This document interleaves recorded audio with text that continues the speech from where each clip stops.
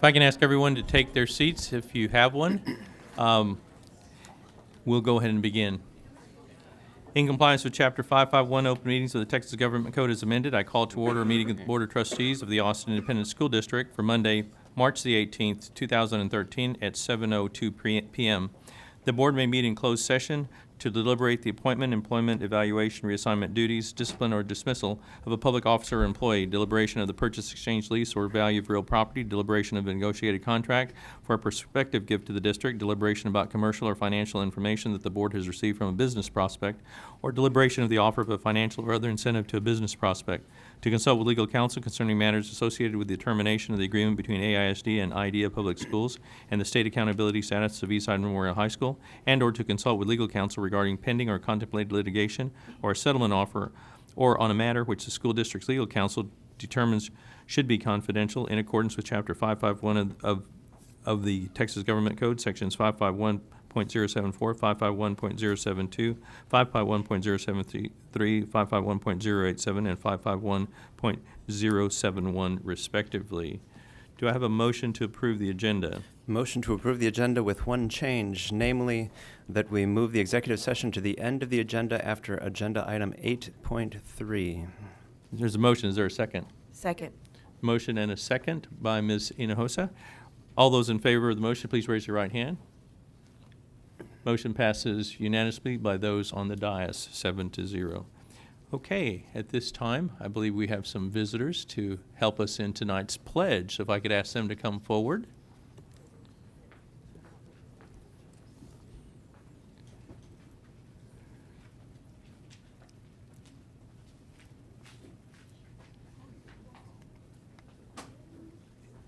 And I know you folks have come a long way, so you are in charge.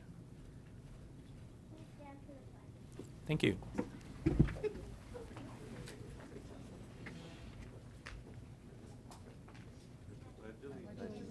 the flag of the United States of America and to the republic for which it stands, one nation, under God, indivisible, with liberty and justice for all. Estados Unidos de América y a la república que representa una nación bajo Dios, indivisible, con libertad y justicia para todos.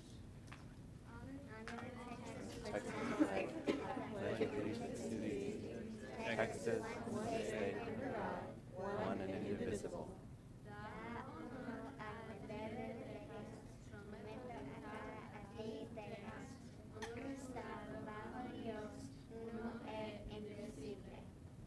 Good job. All right, you guys may be seated.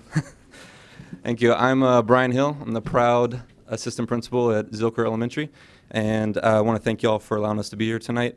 And I've got 10 awesome Zilker Panthers with me, and I'm going to say their names. And when I say them, if you'll just kind of wave to the camera, because you're on the camera. First one is Narek Flores. Oh, no, just wave. He likes me a lot. He came up here. Thank you. Next one is Lucia Ewan. All right. Rin Muskegan. Carson Martuza Lanier. Nicholas Pramanis Erickson. Very good. Sadie Dewey Hagenson. Davis Beauvais. Dashel Koska. Bea De Leon. And Ryan Becker. All right. Oh, thank you. Thank you all for letting us be here. Thank you, Mr. Hill, and let's give these students and Mr. Hill a round of applause.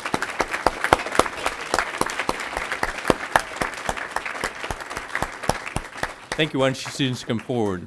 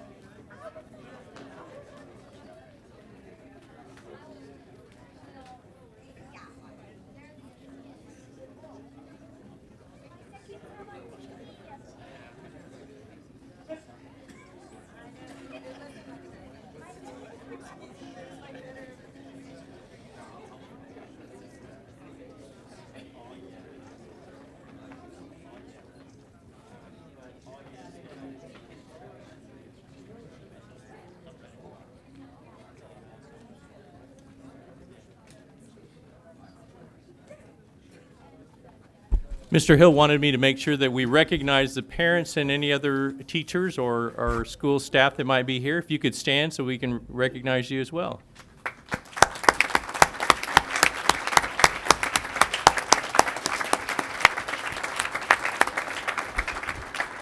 Well, children and parents, thank you so much for being here tonight. You're more than welcome to stay, but if you want to leave and attend some other civic event, we'd be more than happy to dismiss you.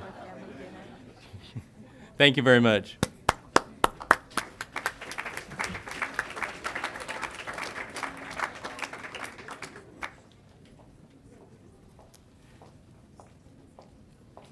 As Dr. Mathias said, we are moving the executive session to the end of the meeting, and so at this time we'll proceed to the recognitions. Is this thing on? President Torres, members of the board, and Dr. Karstarfin, tonight we are pleased to recognize students who performed at an exemplary level on the PSAT and are recognized by the National Merit Scholarship Program for their achievement. We're also going to acknowledge principals tonight. So we ask that students, when you hear your name called, please stand. From Anderson High School, Principal Donna Hauser. The National Merit finalists are Alexander S. Frame, Caitlin M. Hempstead, Christian L. Cam, Amanda I. Merriweather, Sarah D. Money. Yeah, go ahead and remain standing. Carly E. Santori, Christina Wu. For the National Hispanic Recognition Program, we have Paulo Alves, Ricardo Escobar, Evan Hansen, Elizabeth Kravitz, Isaac Kravitz, Jennifer Lowe, Elizabeth Schweitjabel, Martin Torres, and Jordan Zellberger. Did I get that right? Great. From Ann Richards School for Young Women Leaders, Principal Jeannie Okay. Coca. Now we can have the Anderson students sit down. There you go. Okay. Can you clap for them? Yes. Okay.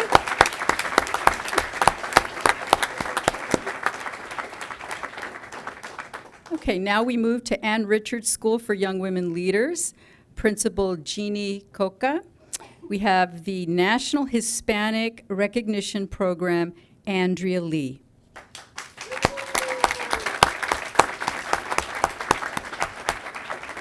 Now we move to Austin High School with Principal Sandy Compian, the National Merit finalists, Treman B. Baker, the National Hispanic Recognition Program, Jasmine Castillo, Joseph De Leon, Kevin Espinosa, Valerie Gold, Felipe Ramirez, Scott Schindler, and Courtney Trevino. From the, one more category. From the National Achievement Scholarship finalists, also from Austin High School, Isaac Johnson, Carson M. Jones, and Warren M. McCrae. Now.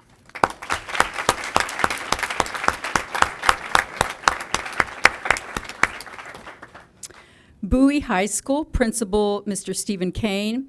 The National Merit finalists are Grant S. Jivis, or Guyvis, I should say, David J. Park. For National Merit finalists and National Hispanic Recognition Program, we have Geraldo T. Hernandez Rodriguez. National Hispanic Recognition Program, Wesley A. Alvarado, Olivia A. Arredondo, Cristina M. Cruz, Reggie Thomas De Leon, Nico Angelo Howard, James Matthew Hasso, Gabriel Alexander Perez, Roy Niblet, Emilio R. Salizar, Kenneth G. Weiss.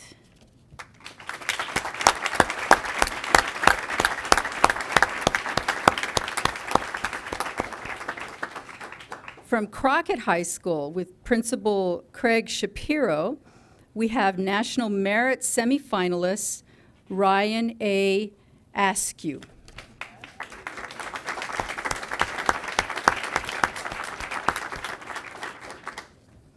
Eastside Memorial High School, Principal Brian Miller. We have a National Hispanic Recognition Program recipient, Juan Martinez Esqueda.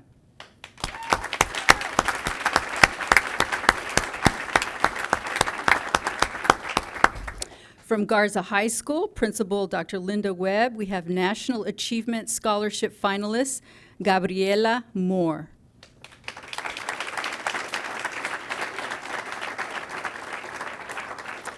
Next, we move to the Liberal Arts and Science Academy with Stacey Crescenzi.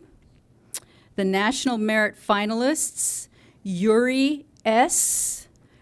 Aglimoff, Veronica F. Busa, Roger R. Kane, Sinead J. Carolyn, Sydney J. Cho, Francesca B. Conivore, Colleen M. Fennessy, Benjamin N. Goldstein, Matthew J. Goodman, Jeannie Joe P. Gregory, Nathan C. Hattersley, Daniel Kim, Arthur W. Lee, Timothy D. Luce, Lorna Min, Catherine E. Naheba, Rebecca M. Patel, Alan E. Sadoun, Hamsini Shiram, Courtney A. Trutna, Pira Varangan, Shui Michelle Zhang. National Merit finalists and National Achievement Scholarship finalists, Don G. Williams. National Merit semifinalists, Caitlin Alexander, James L. Kelly, Rebecca Pruitt. National Hispanic Recognition Program, Jacob Cantu, Sophia Dyer, Khalib Garcia, Gabriela Haddad, Matthias S. Carlswald, Thomas A. Massad, Isabel Miller, Zachary Nierenberg, Narda Salinas, Michael C. Weems, and the National Achievement Scholarship finalist, Philip Hawkins. Now.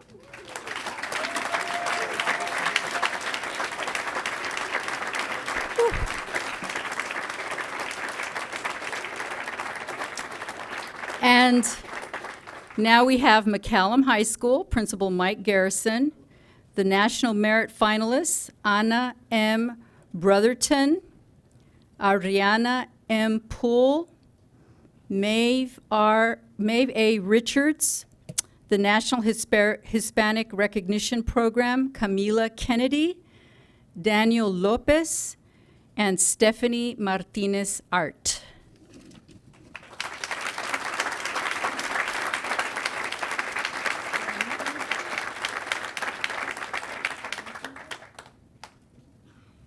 So that completes the naming of our folks being recognized tonight. Thank you.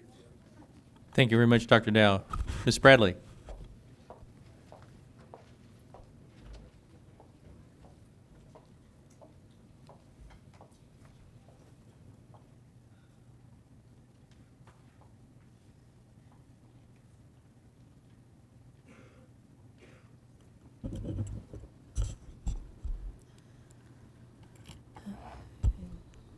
Tonight, on behalf of the AISD Board of Trustees, I am proud to recognize the 88 students who have been named finalists, semifinalists, Hispanic Scholar, and National Achievement Scholars in the National Merit Scholarship Program.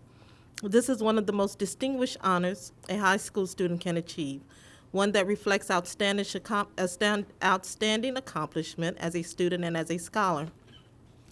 National Merit finalists and semifinalists are selected based on many criteria in addition to test scores, including volunteer participation, teacher recommendations, high school grades, and the rigor of course taken, among other qualifications. For the 15,000 finalists in the nation, there will be about 8,200 merit awards. About 2,500 finalists receive a $2,500 National Merit Scholarship for use at a college of their choice in the United States. Each year, nearly 5,000 outstanding Hispanic students in the nation are named National Hispanic Scholars. Outstanding African American high school students throughout the country are recognized as National Achievement Scholars. Tonight, the Board of Trustees is honoring 37 National Merit Finalists, 4 semifinalists, 43 National Hispanic Scholars, and 6 National Achievement Scholars. We commend and congratulate these students, their families, and their teachers for this honor. Every student being recognized this evening shows bright promise, and we wish each of you the best in your future endeavors during college and in the career of their choosing. We are confident that your high school achievements have prepared you well for the challenges ahead and that you will continue to be successful. So moved. There's a motion. Is there a second? Second, Mr. Snyder. All those in favor on the dais, please raise your right hand. Those opposed? Motion passes by everyone on the dais, 8-0. Okay, students, if I can ask you and your principals, please come forward. We'd like to recognize you up here at the dais.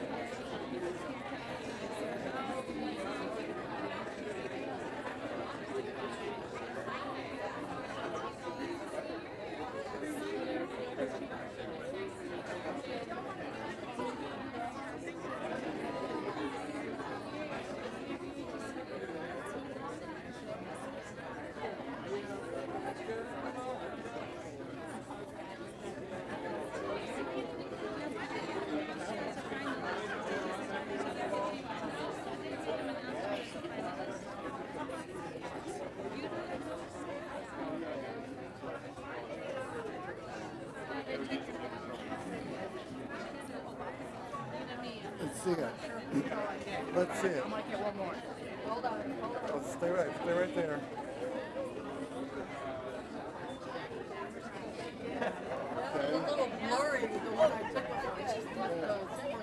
Before all the parents leave and the teachers, if there are any other parents in the audience, I know a lot of you were taking pictures. Love to recognize you, so if we can give a round of applause to all the parents, because without the parents, the students would not be able to get it all done. So thank you.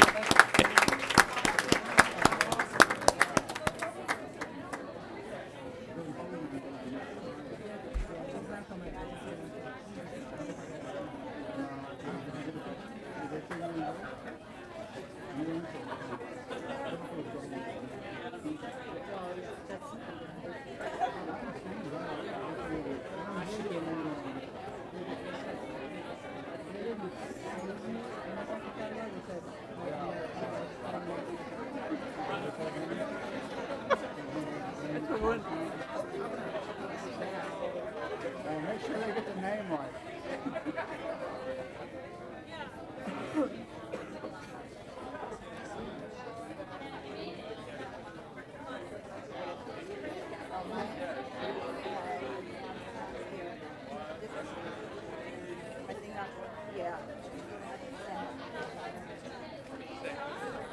Let's see what it says.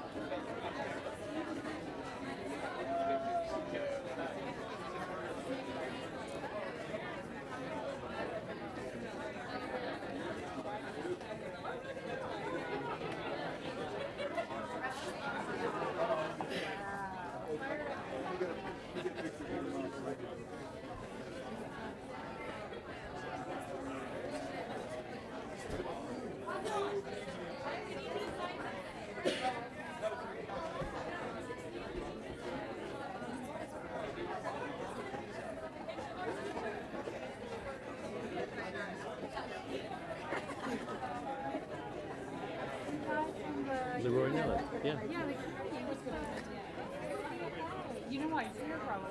It's not a kid. Oh, he's on the. The one here. Is he really? I didn't know that. The autistic people. I mean, that they have on the board is out there.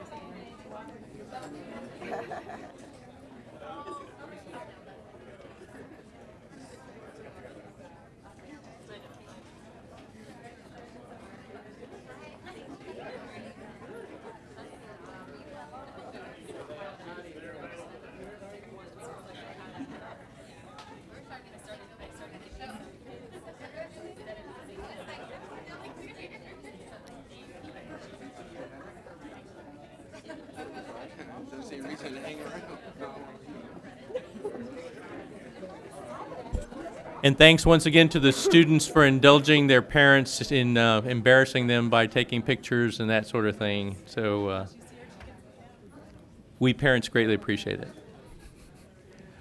Okay. At this time, the board will move to citizens communication. This is the time we dedicate at each regularly scheduled board meeting for public comments. Under the open meetings law and the rules of this board, there will not be a deliberation between the persons at the microphone. If I can ask everyone to just keep it down just a little bit more.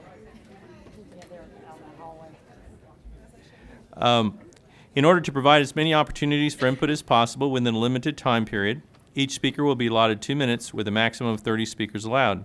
As is the board long-standing practice, speakers must have signed up in person and can only sign up for themselves. The board will not allow the substitutions or yielding of time to others. As you come to the microphone, there is a device that will light up as you move through your 2 minutes of allotted time. When the buzzard sounds, please take the opportunity to sum up your comment so we can move on to the next person, and each person who has signed up will have the opportunity to address the board. If you wish to address the board this evening but are not called when the maximum is reached, please know that you can submit your comments in writing by email to the Board of Trustees at austinisd.org, or you can fax us at 414-1486. We ask that whether you come to give a complaint or praise, that you reference a staff member by position or by abbreviated last name.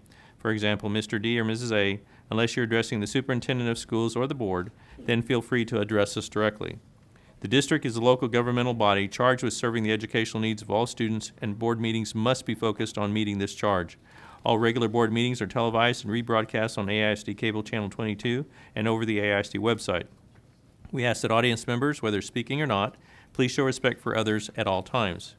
The Communication Services Department provides a Spanish language translator for audience members who need assistance when addressing trustees or need assistance understanding comments made to trustees during citizens' communications. If you need this service during other portions of the meeting, please speak with the interpreter. Ruby Asadache, Communications Specialist, will repeat this message in Spanish.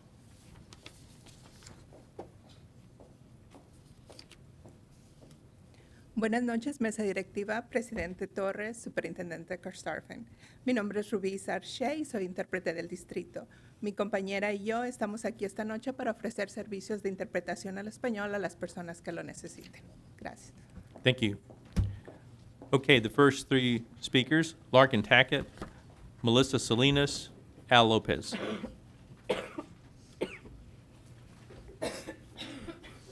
Good evening. I'm Larkin Tackett. I'm the Executive Director of IDEA Public Schools here in Austin. I want to thank the trustees and Superintendent Karstafen for the opportunity to speak tonight. Thank you especially to the trustees who have taken time to visit our school, to talk with our parents, and to meet with our community.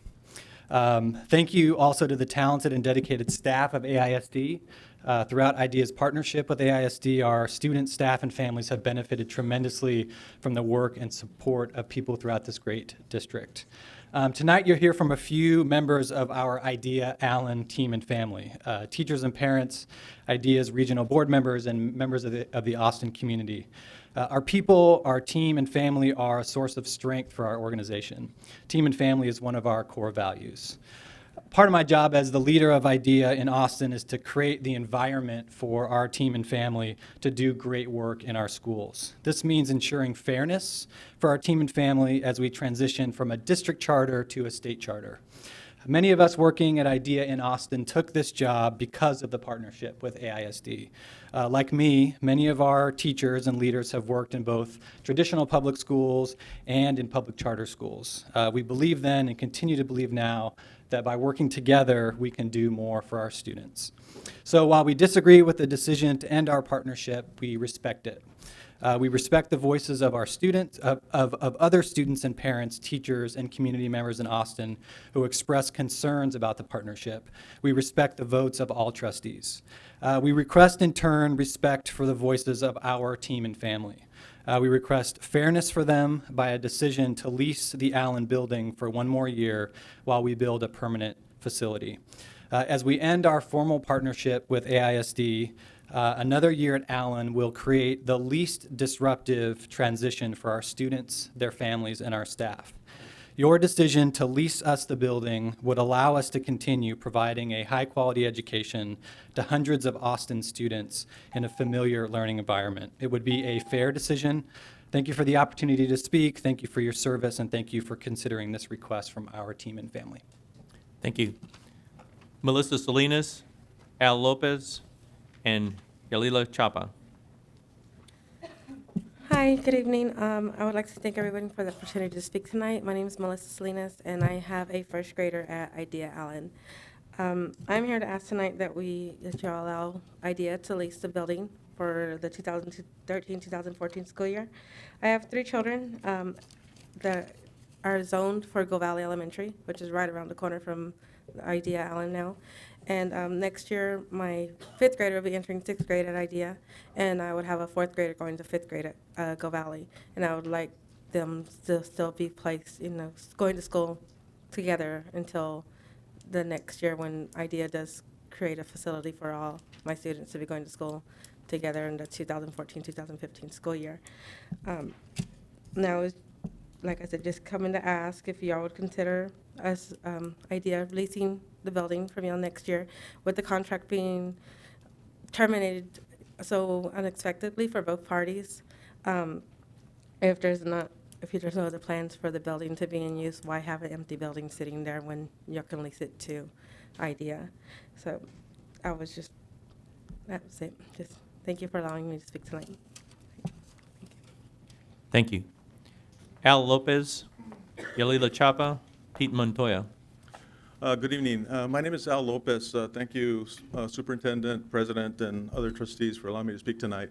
I'm actually a resident of the St. John neighborhood and a pretty active volunteer in St. John at Reagan High School, volunteered some at Webb Middle School, my wife does a lot of work at Pickle Elementary School, and been involved in the neighborhood. In fact, in 2012, I was the AISD Latino Community Service Award recipient. I'm very flattered by getting that recognition. But I'm here tonight on behalf of the IDEA folks and the parents and the students that are at IDEA. Some of the other work that I've done in the neighborhood has been involved with affordable housing, and the affordable housing work dealt a lot with student mobility and the impact of student mobility on student performance. And I really appeal to you all to take a look at revisit this decision around letting IDEA stay on the Allen campus for another school year. I realize this is kind of artificial student mobility because in essence they would be at the same school but at a different location. But still, the disruption and the logistics of all that, I think, are not good for the kids. Secondly, to have the staff and the leadership of IDEA focused on anything other than the students' performance this year, I think is the wrong answer. And especially if the building's going to be vacant, I think the faculty and the leadership should be focused on getting the student performance up, and even though they're not AISD students anymore, I think that's still a real important aspect to what I think should be done here. And then finally, I've been a financial executive almost my whole career, and to have an asset sitting there unutilized, while there's a clear path to having a good occupant utilize that facility, to me seems like not very good financial stewardship. So on that basis, I would hope that you all will revisit that decision and allow the IDEA folks to stay at Allen another school year. Thank you. Thank you. Yalila Chapa, Pete Montoya, Lindsay Perlmutter Fitzpatrick. Good evening, Mr. Chairman, trustees, and Superintendent Karstafen. Thank you for allowing me the opportunity to be here tonight and speak in front of you all here today. My name is Yalila Chapa. I am a kindergarten teacher at IDEA Academy, Allen. I am fully certified as a bilingual teacher and have been teaching the past 7 years. I also hold a master's degree in education administration. IDEA Allen is among the highest performing schools in reading and language from all of the IDEA schools. 100% of students entered kindergarten below grade level. We have worked hard to close the achievement gap by providing additional support needed to those students who have difficulties learning certain subjects. Personally, I worked on Saturdays and after school to help students by providing additional lessons so that they do not fall behind. I am excited to say that 100% of my students are on level in reading, language, and math, while others are entering a first grade reading level already. Our top priorities are the students and making sure they receive a quality education, and they are definitely receiving that from IDEA Allen because we are committed to the students and families in Austin. We have worked hard this year, and we will continue our students' progress in the years to come. I am here to respectfully ask that you allow IDEA Public Schools to continue to operate at Allen Elementary School for the 2013-2014 school year. This will give IDEA time to continue to provide the education the students deserve and give our families and community time to plan for the future. Thank you. Thank you. Pete Montoya, Lindsay Perlmutter Fitzpatrick, Michelle Rodenbeck. Good evening, President Torres, Superintendent Dr. Christopherson, distinguished board members. Thank you for the opportunity to come before you. I want to introduce myself because I think after 6 years, you know who I am. I want to thank you so much for having given our students an opportunity to experience what it is to be at grade level, what it is to reach goals that some of them have had a hard time reaching. A decision was made to terminate IDEA, which, you know, decisions are made all the time. And this time, our kids are going to suffer a little bit, but I'm sure that they'll recover. What we need from you guys, from your trustees, is to allow IDEA to stay there at least a year, because with Eastside Memorial, it's the same thing with IDEA. The kids need stability. We can't be changing them around. We can't be changing their principles. Look what's happening right now. Mr. Miller has done a great job at Eastside. Ms. Vega has done a wonderful job at the middle school. We're on the right trail. We are going to have a change or two, but it's all for our kids. The goal to take them and put them in college or give them a career is so important to our Eastside kids that as a parent, as a person from that community, I ask you to think about it very seriously. Sometimes we have to revisit our opinion, our vote, but if you could do that for our kids, I would really classify you as trustees of our kids. Thank you. Thank you. Lindsay Perlmutter Fitzpatrick, Michelle Rodenbeck, Leroy W. Nellis. Good evening. My name is Lindsay Perlmutter Fitzpatrick. Thank you, trustees and Superintendent Starfin, for the opportunity to speak tonight and for the countless unpaid hours you devote to the business of our district every week. I'm a proud graduate of Austin Public Schools. I went to Barton Hills, Cassis, O. Austin High, and then got into the college of my dreams. So I personally appreciate the educational foundation I received in AISD. I then student taught at Austin High, and most recently, for the past 4 years, have been at Aikens under the exceptional leadership of Principal Daniel Gerard, where I was a part of the incredibly nuanced work it takes to turn a school around. I was excited to bring my knowledge of and respect for AISD to IDEA, and I'm here tonight as a 6th grade teacher from IDEA, asking you to please allow our school to continue to operate at Allen Elementary next year. It is not only the right thing to do for our kids, but it's also the most fiscally responsible option. We should all want to make this a smooth transition for our students and families of Austin while IDEA finds its permanent home. As a private citizen, I believe that while we are asking taxpayers to spend over $800 million on a bond, we should also access any revenue we can, including rent from IDEA. If there was a plan to use Allen to serve other students in our district, or in some way that save the district money, I could see how this would be a dilemma. But given that the plan for Allen is to remain empty next year, it makes sense to allow us to continue teaching and learning there. This would serve the best interest of our students and our taxpayers of Austin. Though you personally may not have voted to enter into this partnership with IDEA, you now represent an entity that did. So I think we owe it to the families of Austin that chose IDEA to make this as smooth a transition as possible while the adults try to figure this out. I'm a lifelong partner of Austin ISD and our shared goal to serve the best needs of our kids. So I hope you will make your decision with that in mind. Thank you.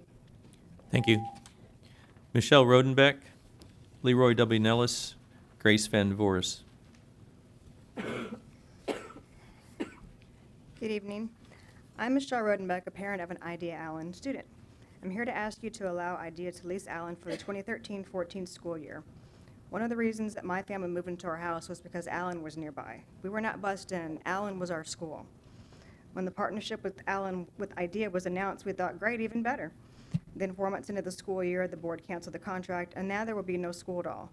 We have yet to hear of any plans from this board about the future of Allen.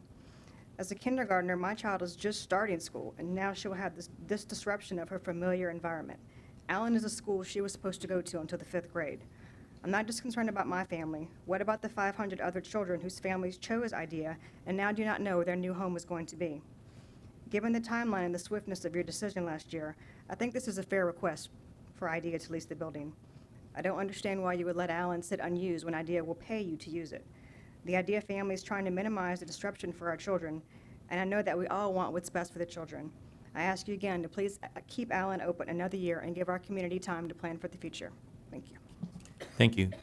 Leroy W. Nellis, Grace Van Voris, Tina Fernandez.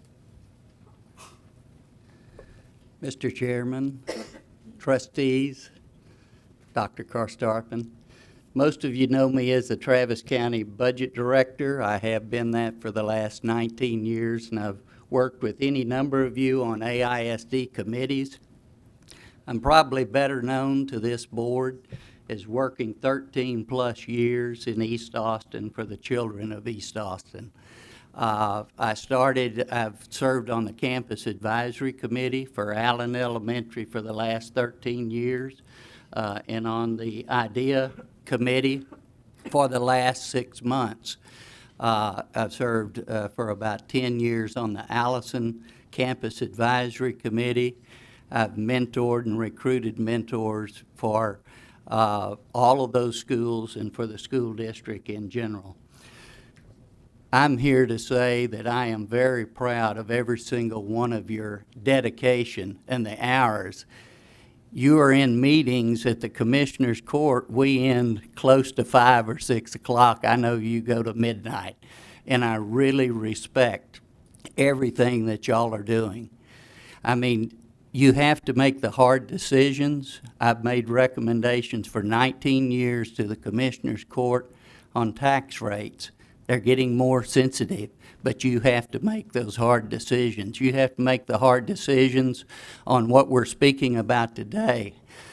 I am here to ask you to allow IDEA to spend 1 more year, lease the facility, and let's get behind this $800 million bond election and get it approved. I thank you for allowing me to speak.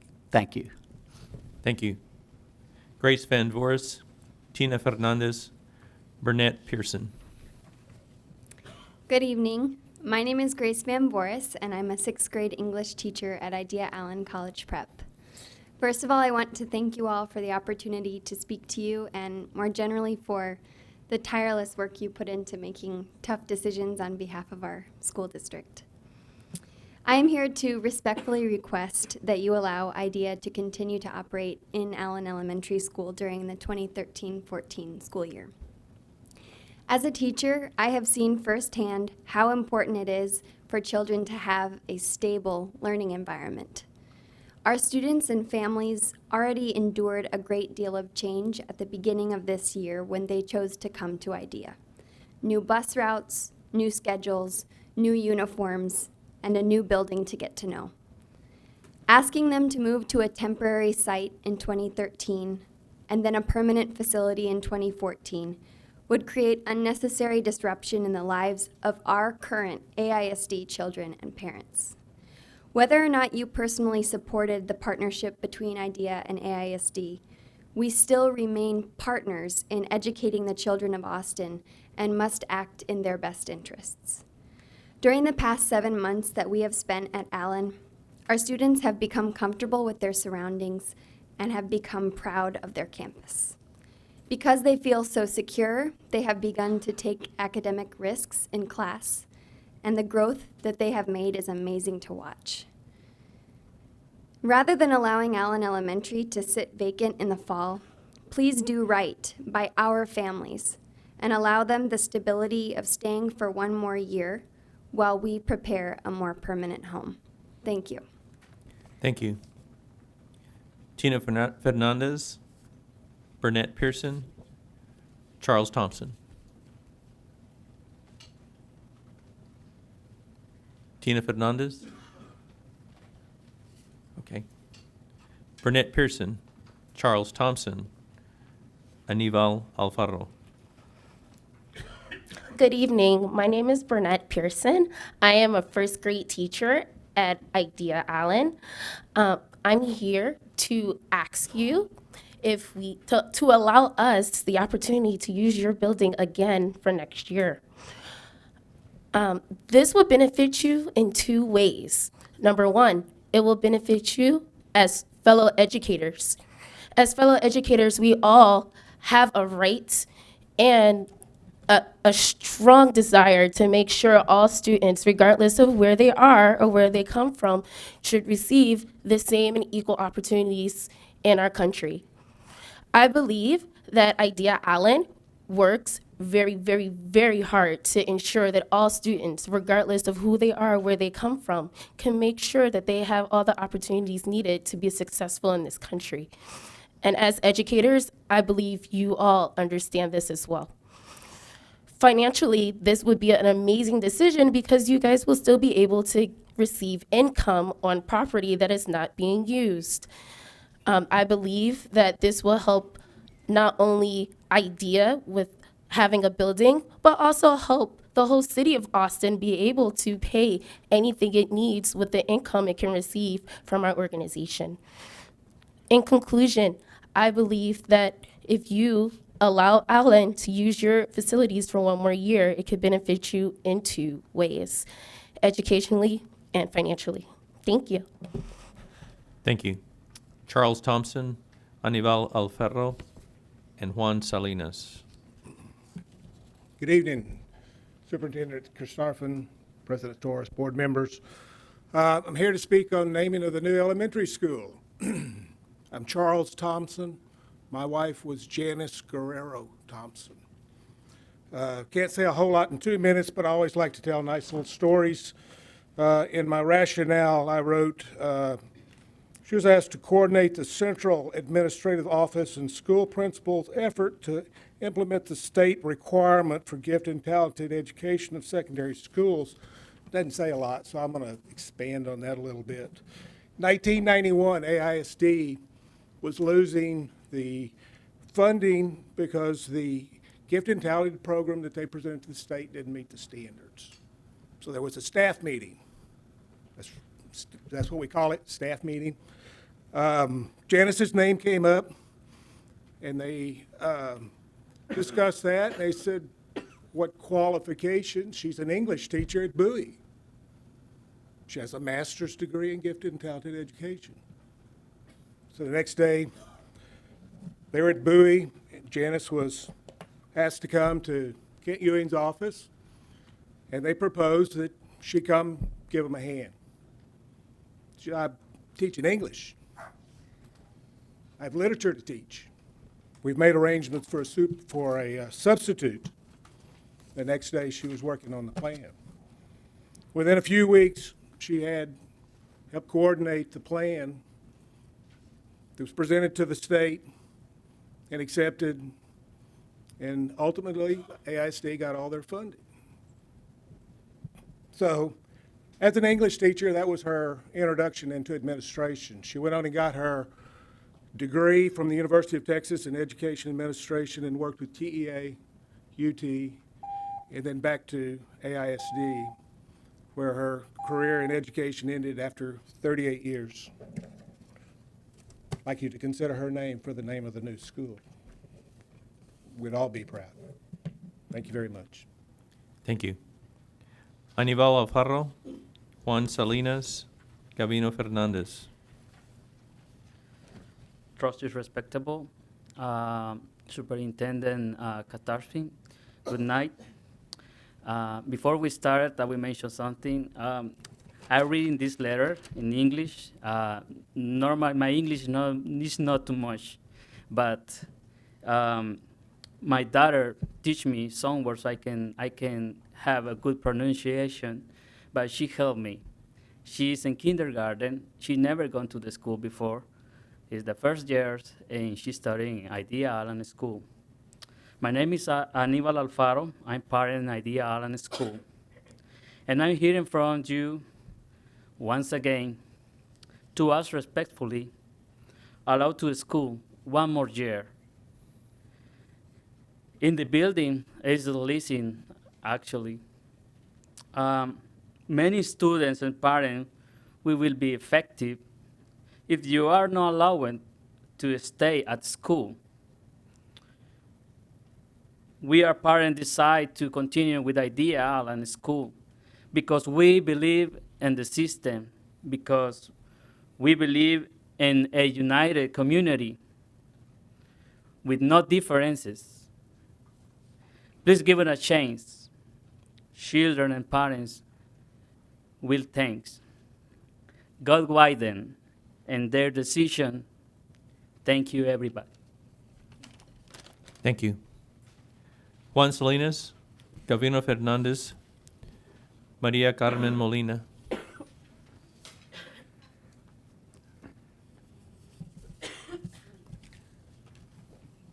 Please lease Allen to Idea. Mr. Chairman, trustees, Superintendent Karstafen, thank you for the opportunity to be here tonight and to speak. My name is Juan Salinas, and I have been working to close the achievement gap in East Austin for 6 years. I have served as Community Advisory Council co-chair, as member of the Austin Independent School District Facilities Task Force, as instructional coach, and as program administrator. I am here to respectfully ask that you allow Idea Public Schools to operate at Allen Elementary for the 2013-2014 school year. Idea Austin students have realized success. Idea Allen delivers research-based curriculum and proven instructional methodologies. For 12 years, Idea has worked to perfect the art and the science of effective teaching and effective learning. Your Idea Academy Allen students are at the top in reading and language among all Idea schools in Texas. Of the 12 Idea schools, 6 are recognized by the state of Texas, and 6 are rated exemplary. So to be at the top of the district is an impressive feat, and it is a testament to the dedication of your stakeholders. I came to Idea because I believe in the mission. I am still working to eliminate the achievement gap. I have seen firsthand how quality instruction can change lives. I have witnessed the power of differentiated instruction, and I know what works in schools.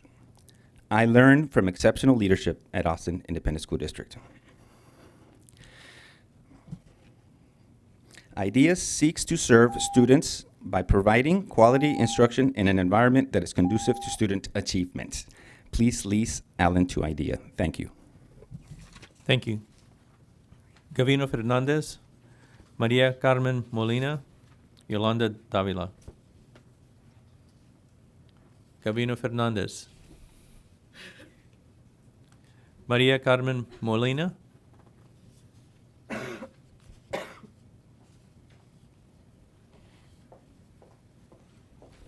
Yolanda Davila and Larry Amaro. Chairman Torres, Board of Trustees and Dr. Karstafen. Thank you for the opportunity to be here and request from you all that you continue to lease Allen to IDEA Public Schools.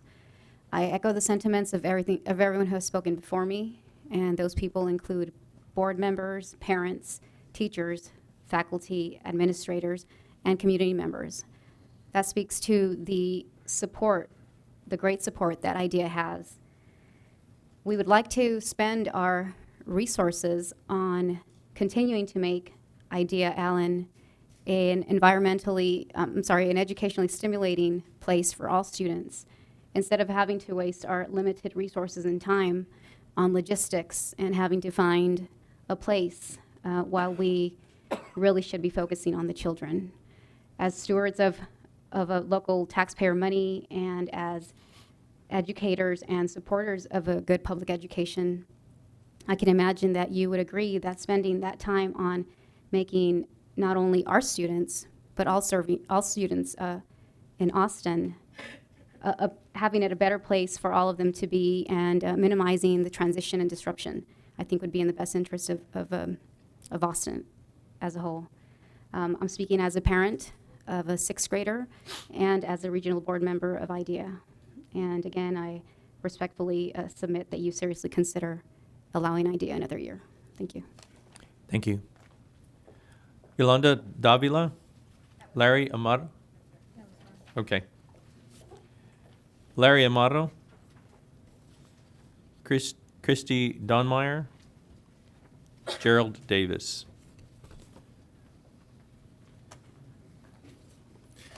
President Torres, Board of Trustees, and Dr. Karstafen. It's good to hear the parents from IDEA that are here tonight giving their testimonies again, because 2 years ago, we were all here together, and we're looking at the problems of Johnston High School in East Austin. We're trying to come up with a solution. What do we do? And through a long process, it took us about a year to go through that process, and we saw that the problem was not just with Johnston, but with the elementary and junior high schools as well. And we needed a comprehensive plan to get the kids at Johnston to come up to standard and beyond. And we found that plan when we saw the plans that IDEA, the services they had been providing in South Texas with a population that was much like ours in East Austin. And through that long process, we came to the conclusion that that was the entity, that was the plan, that was for our East Austin students at Johnston and at Allen and beyond the other schools. And I'm so glad that the board went along with that, because now what we're seeing is that we're more than correct, because this IDEA Allen has shown that it's much more than promised. I expected maybe the kids to stay at their level, maybe by the end of the year, 1 year ahead, but no. The first semester, they went a year ahead of their levels that they were in. And by the end of the school year, maybe 2 years ahead. And by the time they get to Johnston, these kids are going to be super students. They're going to be scholars that we can all be proud of in Austin. And right now, they're proving to be a great school at Allen. And I'd love to see that continue at Johnston. I know, everyone knows you terminated the contract. I know. But you can still bring it back. The commissioner has the power to bring it back. You have the power to bring it back before the commissioner does. So I hope you do so. Thank you very much. Thank you. Christy Donmeyer, Gerald Davis, Megan Buchanan. Good evening. In less than 2 weeks, the Board Policy Committee is going to meet and breastfeeding will be on the agenda. I don't know the procedure beyond that, so this may be my last shot to talk to you, and I just wanted to take my 2 minutes tonight to try to convince you, if there are some of you who aren't yet. 2 months ago when I was here, my baby was falling asleep in his father's arms, but every 2 minutes a speech would end and the applause would wake him. So I nursed him to sleep, and that was just before my turn. I was breastfeeding him here at the podium, and it wasn't a stent, it was just a necessity. Last month, he couldn't fall asleep. He was overtired, and I was bouncing him, and he was cooing, and he was a distraction. He was disruptive. When I was breastfeeding him, that was not disruptive. Breastfeeding is not a tequila bottle or a curse word on a t-shirt. Limiting distractions and disruptions that could be caused by fashion makes sense in a dress code, but there's no place for it in language regarding breastfeeding. If my child required a service animal, even a miniature horse, there's no provision in the applicable policy that states if your dog's really cute and the kids all want to pet him, you may have to be secluded away. There's already a federal law which grants schools the right to tell a parent that they have to leave if they're disrupting the environment, but there's no redundant language to reflect this in the service animals policy. If I were Korean, Black, a Baptist, blind, or in my 80s, no one would say to me, it's okay for you to be 83 as long as your being 83 doesn't disrupt the teaching and learning environment. Or you can be blind, but if it distracts anyone, you'll have to go be blind in a private room. Breastfeeding mothers are not a protected class, but neither are parents with nose rings or tattoos or those who smell strongly of cigarette smoke, and no one's telling those parents that if those things draw attention, they'll be segregated. And if someone did, while disconcerting and inappropriate, it wouldn't pose a public health risk. I can't emphasize this enough. When breastfeeding is stigmatized as something that may be disruptive or distracting rather than treated as normal and healthy, Please we wrap take up. a great risk for which our children can suffer. Thank you. Gerald Davis, Megan Buchanan, Valerie Figueroa. Good evening. I'm the CEO at Goodwill Industries of Central Texas. We've got about 1,500 people, $72 million budget, and we worked with 15,000 people last year. Janice Guerrero was, oh, and I should also mention I have 2 kids that graduated from AISD. That seems to be the place to say that. So Janice Guerrero was an integral part of our strategic planning 6 years prior to her death, the whole 6 years that she was with us. She understood community outreach. She understood the needs of our clients, and in some ways I think she transferred her concern for children and people that with special abilities to what it was that we were trying to do. She made us very effective. I think any of you who've lived in Austin for any amount of time knows that our organization has grown dramatically, and our mission has been seen as one of the most effective in the United States. I have a great deal of admiration for Janice. I think it would be a suitable honor for her to have her name on that school. She's an outstanding person who loved children, who really pulled herself up from fairly modest means and accomplished great things. And she represented our community very, very well and understood it. That's it. Thanks. Thank you. Megan Buchanan, Valerie Figueroa, Brittany Menchaca. Good evening, Board of Trustees and Dr. Karstafen. First of all, I want to thank you for all the work you did in such a short timeline to put together the RFP for Eastside. I've seen a lot of our community input and the teacher's plan and things like that have come through in the document, so thank you very much. I have a couple of questions about the RFP process, and since this is the only board meeting before the applications for partners are due, I'm hoping we can get them answered soon. First of all, I'm curious about who makes up the evaluation committee. I'm also curious about what the process is for membership on the committee, if there's an application or if you need to be appointed. When the committee meets, will these be open meetings? Is there transparency there? Even if we can't be part of the voting membership of the committee, can we come observe the meetings? Also curious about how we can stay informed and up to date about who has applied for RFPs thus far and who continues to apply to be our partner up until the April 8th deadline. I'm hoping there can be I don't know if the information can be posted on the website or if we can kind of receive weekly updates or something like that. In the RFP, it says April 9th through 15th, there will be a narrowing down process, and it looks like it's separate from the evaluation committee, so I'm curious who is doing the narrowing down or who is on the initial evaluation. I'd be concerned about transparency with that part of the selection process also. I had one final question. Does the current EMHS administration and staff need to submit any kind of partner RFP or something to show the current work that we're doing and what our qualifications are to continue? Thank you. Thank you. Valerie Figueroa, Brittany Menchaca.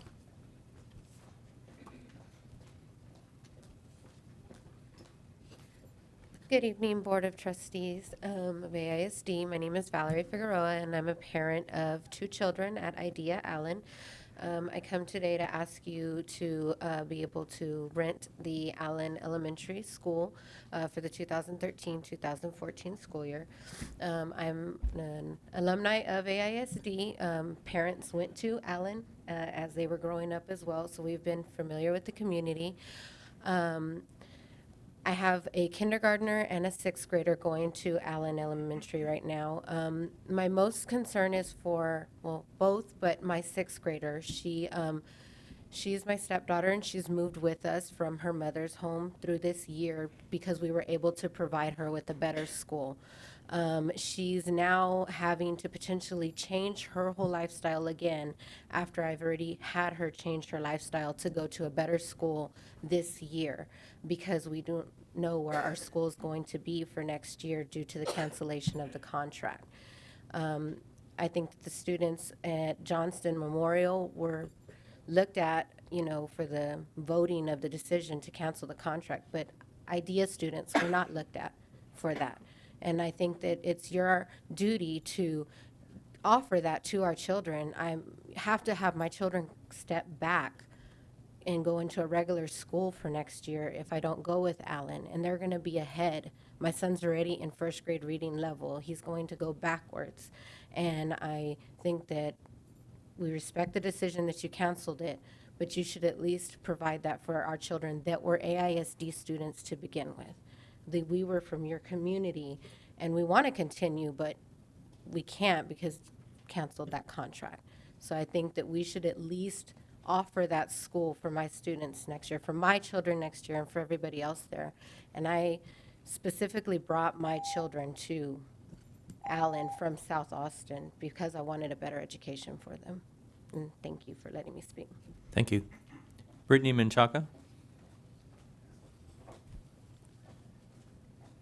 Hello, good evening. My name is Brittany Menchaca, and I am a proud parent of a kindergartner that goes to IDEA Allen right now. I'm also an aunt of some of my nephews that go there as well. The school has done a number of great things for my child as well as my nephews. I have a 2nd grade nephew that was having lots of trouble in reading last year.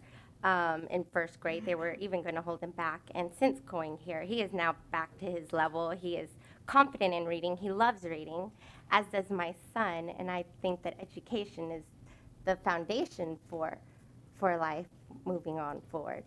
And I am here to respectfully ask that y'all lease out the school, lease out to IDEA Allen. As moving is a great big process, and I would really love my child to feel confident. He loves his school, and I love that the values that they instill in the children there. My son is greeted every morning by Mr. Delgado, one of the vice principals, and shakes his hand. They learn to look people in the eye. I really do appreciate your time, and thank you for this opportunity. Thank you. We're going to circle back now to the 3 names of folks who were not here when we first called them. Tina Fernandez, Gavino Fernandez, and Maria Carmen Molina.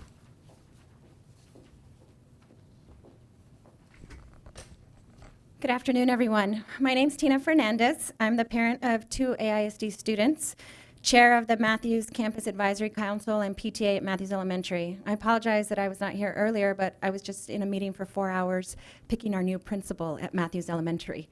I'm here today in a different capacity, however. I'm here as chair of the IDEA Advisory Board in Austin, and I am here in support of the students and families enrolled at IDEA Allen. We understand that AISD no longer wants to partner with IDEA, and we are not protesting that decision. However, the quick termination of our contract has left us urgently looking for a new place for the fall and a place to house our 550 families.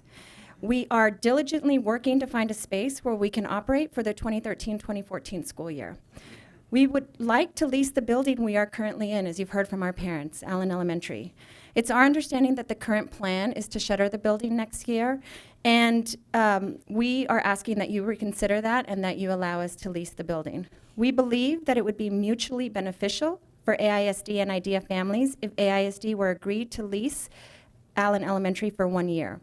Given that AISD facilities utilization is logically going to be a topic of consideration in the upcoming bond campaign, we think that it would be in the best interest of AISD and the current families at IDEA Allen to keep that building utilization at close to 100%. Further, in a time of extreme budgetary constraints, your action to approve the lease will bring in extra revenue to the district, which we all know is much needed. And I think it would go a long way in furthering the trust of your constituents that you are being good stewards of the facilities and also taking into consideration the families that are part of AISD at this time. Thank you for your consideration. Thank you. Gavino Fernandez, Maria Carmen Molina. Good evening, board members. My name is Gavino Fernandez. My testimony before you is as Director of Blue Light District 12 and Coordinator of El Concilio, Coalition of Mexican American Neighborhood Associations. Most of you won that are on the school board based on Save Our Schools. Isn't that correct? Save Our Schools. Is Allen not part of AISD and does not merit that consideration? If for anything, I feel that as a taxpayer, we should not keep a facility like Allen open and unused. As we walk the halls of the legislature asking and seeking more federal funds for our district, they turn around and tell us, Gavino, y'all gave historical tax exemptions. You're not going to have an empty school. So that's telling us you don't need our money. And that's not true. If for anything you cancel, the majority of this board canceled that contract. Look at the children that are being affected. By anything, the least you could do is give them that 1 year of transition. That 1 year, and you may even win some of the current students that are there because they may choose to stay. So it's a win-win for AISD. Now, as a taxpayer, and you look at it from a fiscal perspective, how can a district just leave an empty school empty and not lease it or rent it or have it utilized by AISD students? I want to inform you that I have already called MALDEF. They are looking at this issue. They say we cannot do anything until the board takes action. But I'll guarantee you one thing, our community is not accepting the closure of a school. Because once you close Allen, others are going to follow. And we are not, in our community, going to tolerate that. So we will use every measure that we can, if it means legal, to stop you from closing Allen. Thank you. Thank you. Maria Carmen Molina. Maria Carmen Molina. Okay, this concludes citizens' communication. Dr. Karstarfin, as usual, there's some items that we ask you to look into and to get back to the board on at the appropriate time, or if you want to address any of them now. No, I just want to be clear that most of the, on the agenda tonight, as far as the naming of the buildings, the board is scheduled to take action on that tonight. So for those people from Citizens Communication that spoke on that issue, that is actually up next, right after you do the bus terminal naming. And then unless I've miscounted just about everyone else, well, before I do that, we're going to talk a little bit about the timeline later this evening as it relates to the RFP, which will answer, or not, I will not say answer. It will raise in part some similar questions from tonight about how we're moving forward before a final selection regarding a new partnering entity. And the rest of the comments were regarding the lease, the request for lease, and the board has an executive session later tonight, in which you're going to be discussing this particular issue.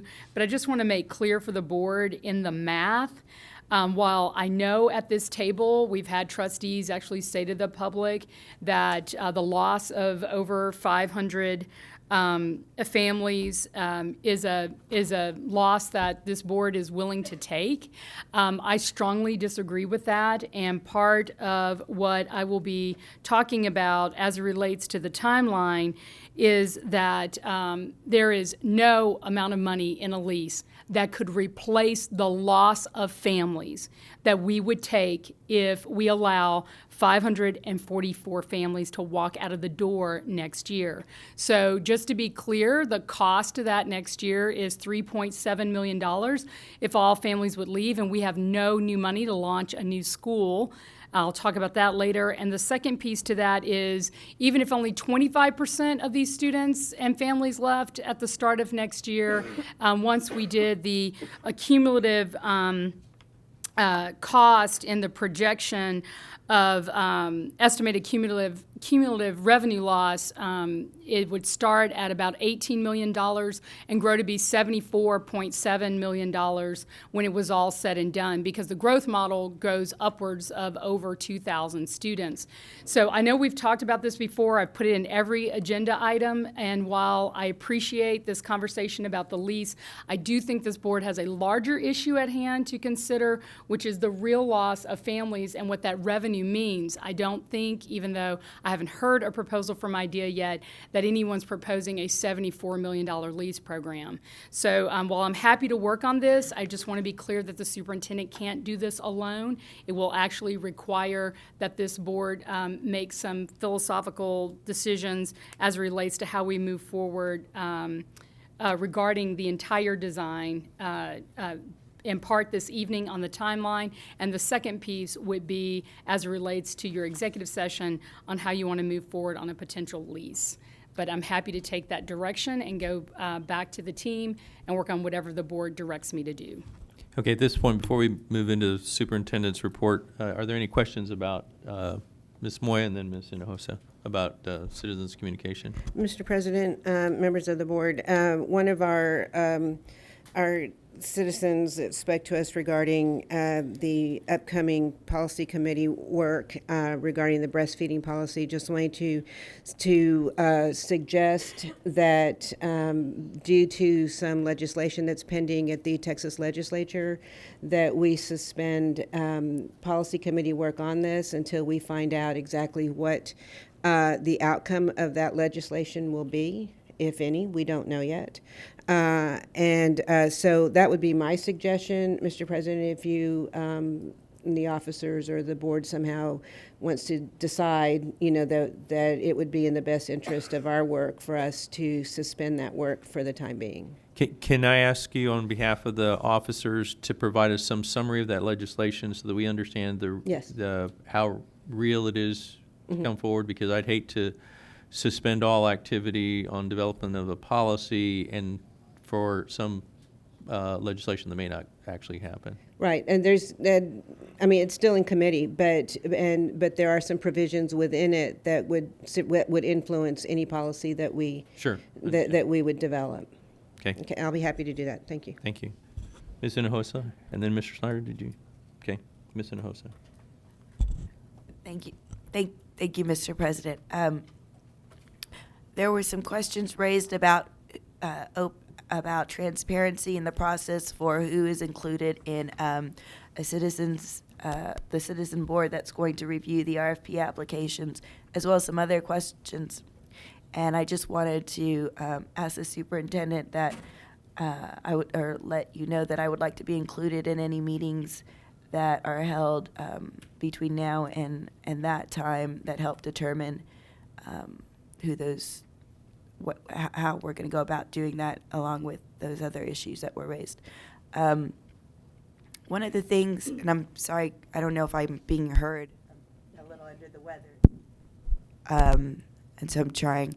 But one of the things that I wanted to communicate to the IDEA parents is that, so we want you back. I mean, we're not, at least this is my perspective as a trustee, I'm not acting in a way that I believe is indifferent to your families.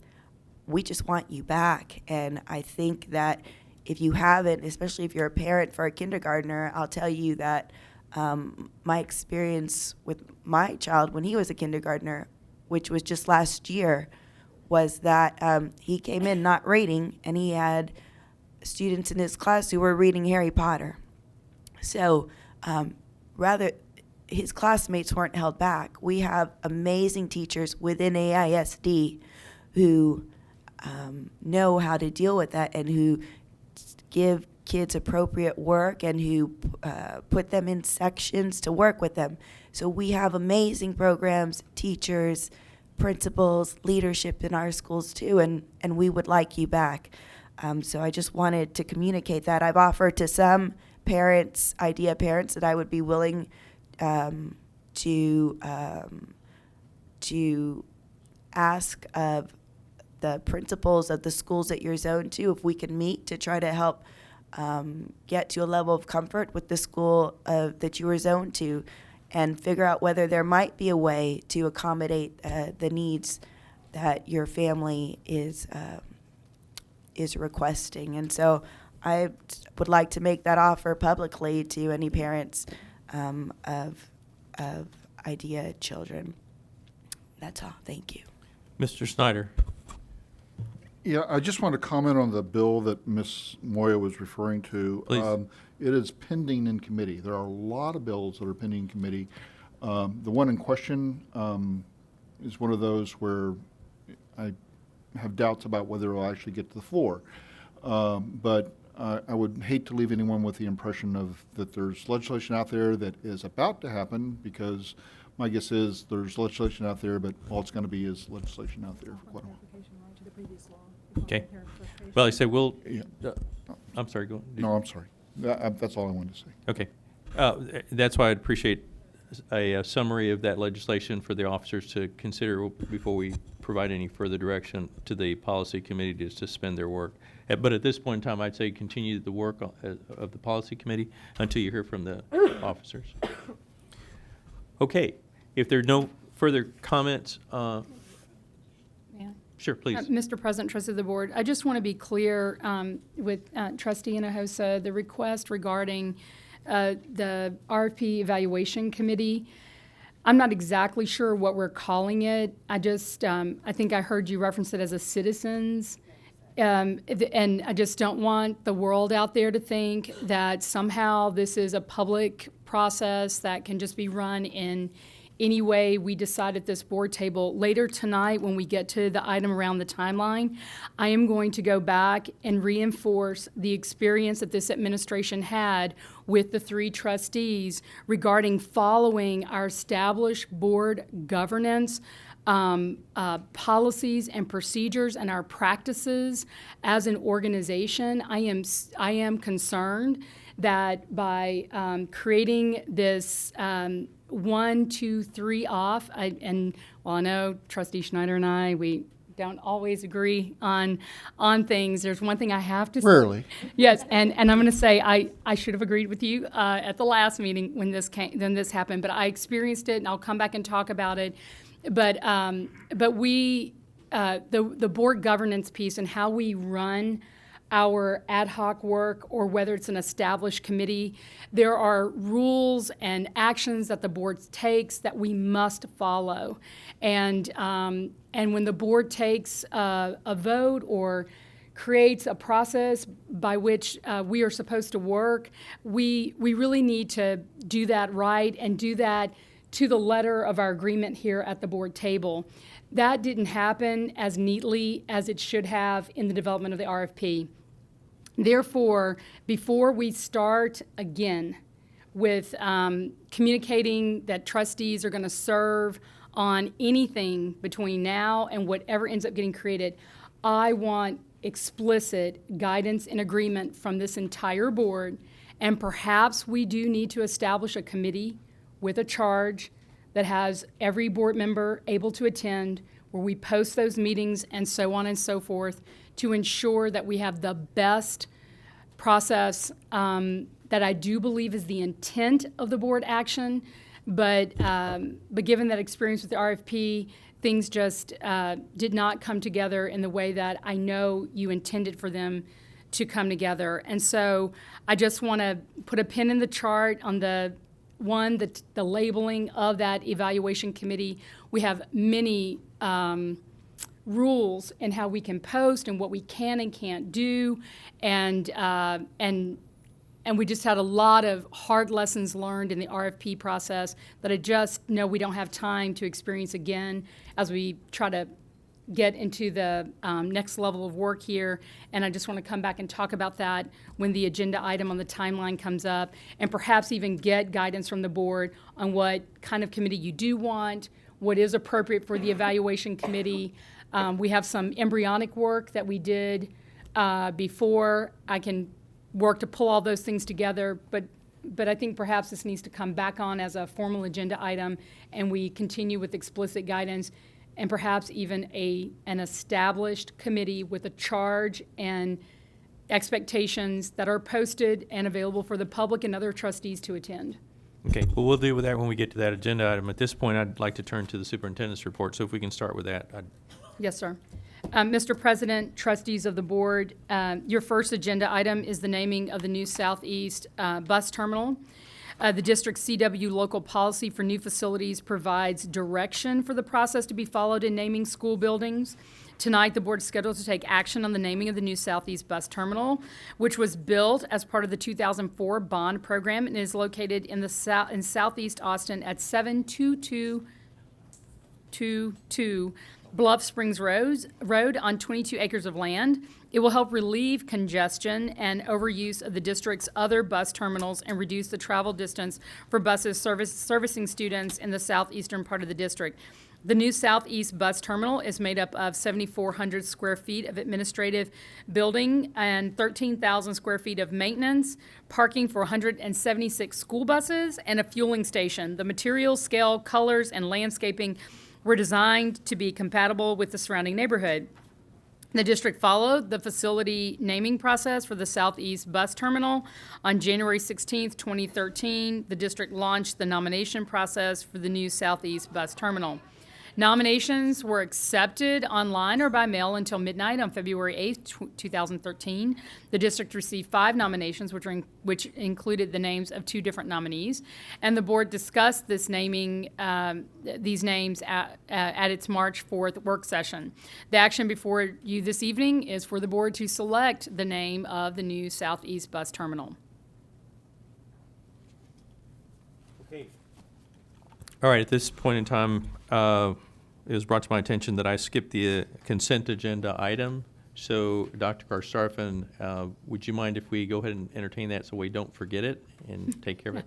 Please do that. Please. Thank you. Okay. Do I have a motion to approve the consent agenda? The motion, is there a second? Second. Motion and a second to approve the consent agenda. Is there any discussion? All those in favor, please raise your right hand. Motion passes 8-0 with 1 person absent on the dais. Thank you very much. I'm sorry, Dr. Karstarfin. Okay, we're now back to the naming of the new Southeast bus terminal. And that did conclude my presentation. Thank you. Dr. Mathias. Thank you, President Torres, Dr. Karstarfin, members of the Board of Trustees. We are extremely pleased that this new facility is being located in District 2 in Southeast Austin. We would, as trustee of District 2, I would like to propose that we use this opportunity to name this bus terminal in honor of 2 persons who have given more than 60 years of service as bus drivers within our district. Many of us know the important role of bus drivers, not only for our district, but also in the lives of our students. If we were to think back, those of us who rode buses as children, I'm sure that we could think of the names of some of our own bus drivers and the impact that they had in our lives. Bill Arteaga from Dove Springs is now retired, but served as a bus driver for the Austin Independent School District for his whole adult life. We are so extremely proud of Bill and thankful for all of the work that he has done for our school district. Louis Burse continues to drive buses and is now in his 38th year of driving buses for our school district. His routes include South Austin, just as Bill Arteaga's routes included Dove Springs and South Austin. So by the location of this bus terminal in South Austin, we greatly honor these two gentlemen who have made an indelible mark in the lives of so many children during the more than 60 years in which they together have served our community. By naming it after two persons, the Bill Arteaga and Louis Burse Bus Terminal, or the Arteaga Burse Bus Terminal, if you will, or the AB Terminal for short. We are showing the continuity by honoring a retired bus driver, but also one who is actively on duty after 38 years. So, President Torres, trustees, I thank you in advance for considering the possibility of honoring these two gentlemen for their service to our students in South and Southeast Austin by naming the Bill Arteaga and Louis Burse Bus Terminal for the Austin Independent School District. Do we have a member of staff here that was on the committee? Which? The committee that put together the qualifications and. Yes, before I accept the motion, I want to make sure that this motion is in order in the sense that there are certain qualifications that are required, and have you submitted these names to them to make sure that they satisfy those requirements? Excellent question. So these names have come from community conversation, so we'd be happy to submit them and to take action. Are we able to take action at a following meeting, or? We would, if you have not, then we really need to have the committee vet so that they meet the requirements. Happy to do so. Okay, so, go ahead. Mr. President, trustees of the board, Lawrence Fryer, a few months ago, I asked him to investigate every bus driver, very similar concept, that had worked in the district, that we did have every year. I still have that piece of paper on my desk by name. Do you have a copy with you where you could at least answer these two? No, I do not have a copy with me, and that list we did do the background check. Yes. Right, so what I wanted to say is, like, no, it did not go through the committee, but on a very similar mindset, I had asked Mr. Fryer to go and check with Human Resources. So I do think this is it's a matter of me finding the piece of paper on my desk where we actually went over this. And one of those sounds right. The other one, I've got to double check. There are a number of requirements, and I just want to make sure, other than what you guys may have checked. I mean, we did it against the qualifications. Okay. So I think it's something we could turn around quickly and, yes, have ready for the next board meeting. Okay. I would ask, with all due respect, Dr. Mathias, that we at least make sure that the requirements have been met, not to suggest that they haven't, but we have to go through crossing the T's and dotting the I's. So if we can do that, then what I'd like to do is reschedule this item for the next board meeting where we take action. Mr. Snyder?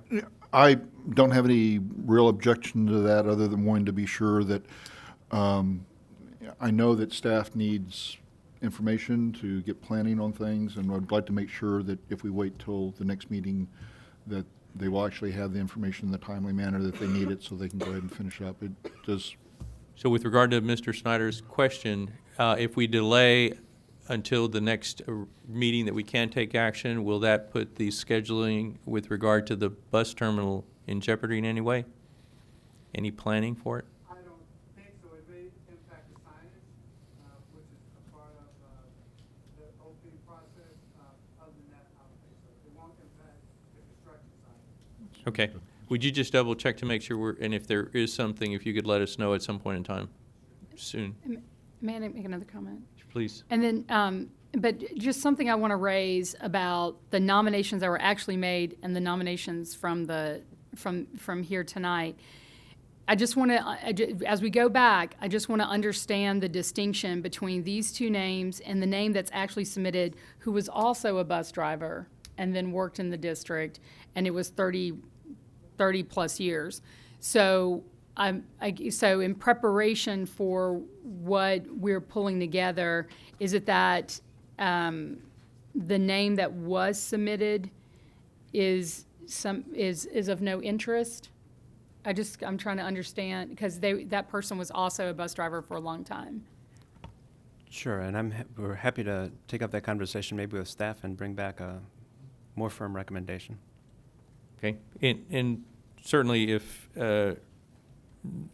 next week or whenever, in other words, I just want to ensure that regardless of whatever name is nominated, that it meets the requirements of our process. Next week, it may be that these two names aren't the ones that are selected, and we may have an alternate name that's submitted from the ones that are already here. I just want to make sure that before I accept this nomination, that these names are acceptable. Ms. Moya. Thank you, Mr. President. I just wanted to, been reviewing the policy, and I just wanted to reiterate for my fellow board members that, and the superintendent, that even though there are names submitted through the open nominations process, that the board has the option to propose any name. And so if a board member proposes a name that that didn't come through the open selection process, it does not mean that a name is more or less desirable. It simply means that a board member is exercising their option to make a nomination. Okay. Okay, with that then, what I'm going to ask is that we then move to the second naming on our agenda items.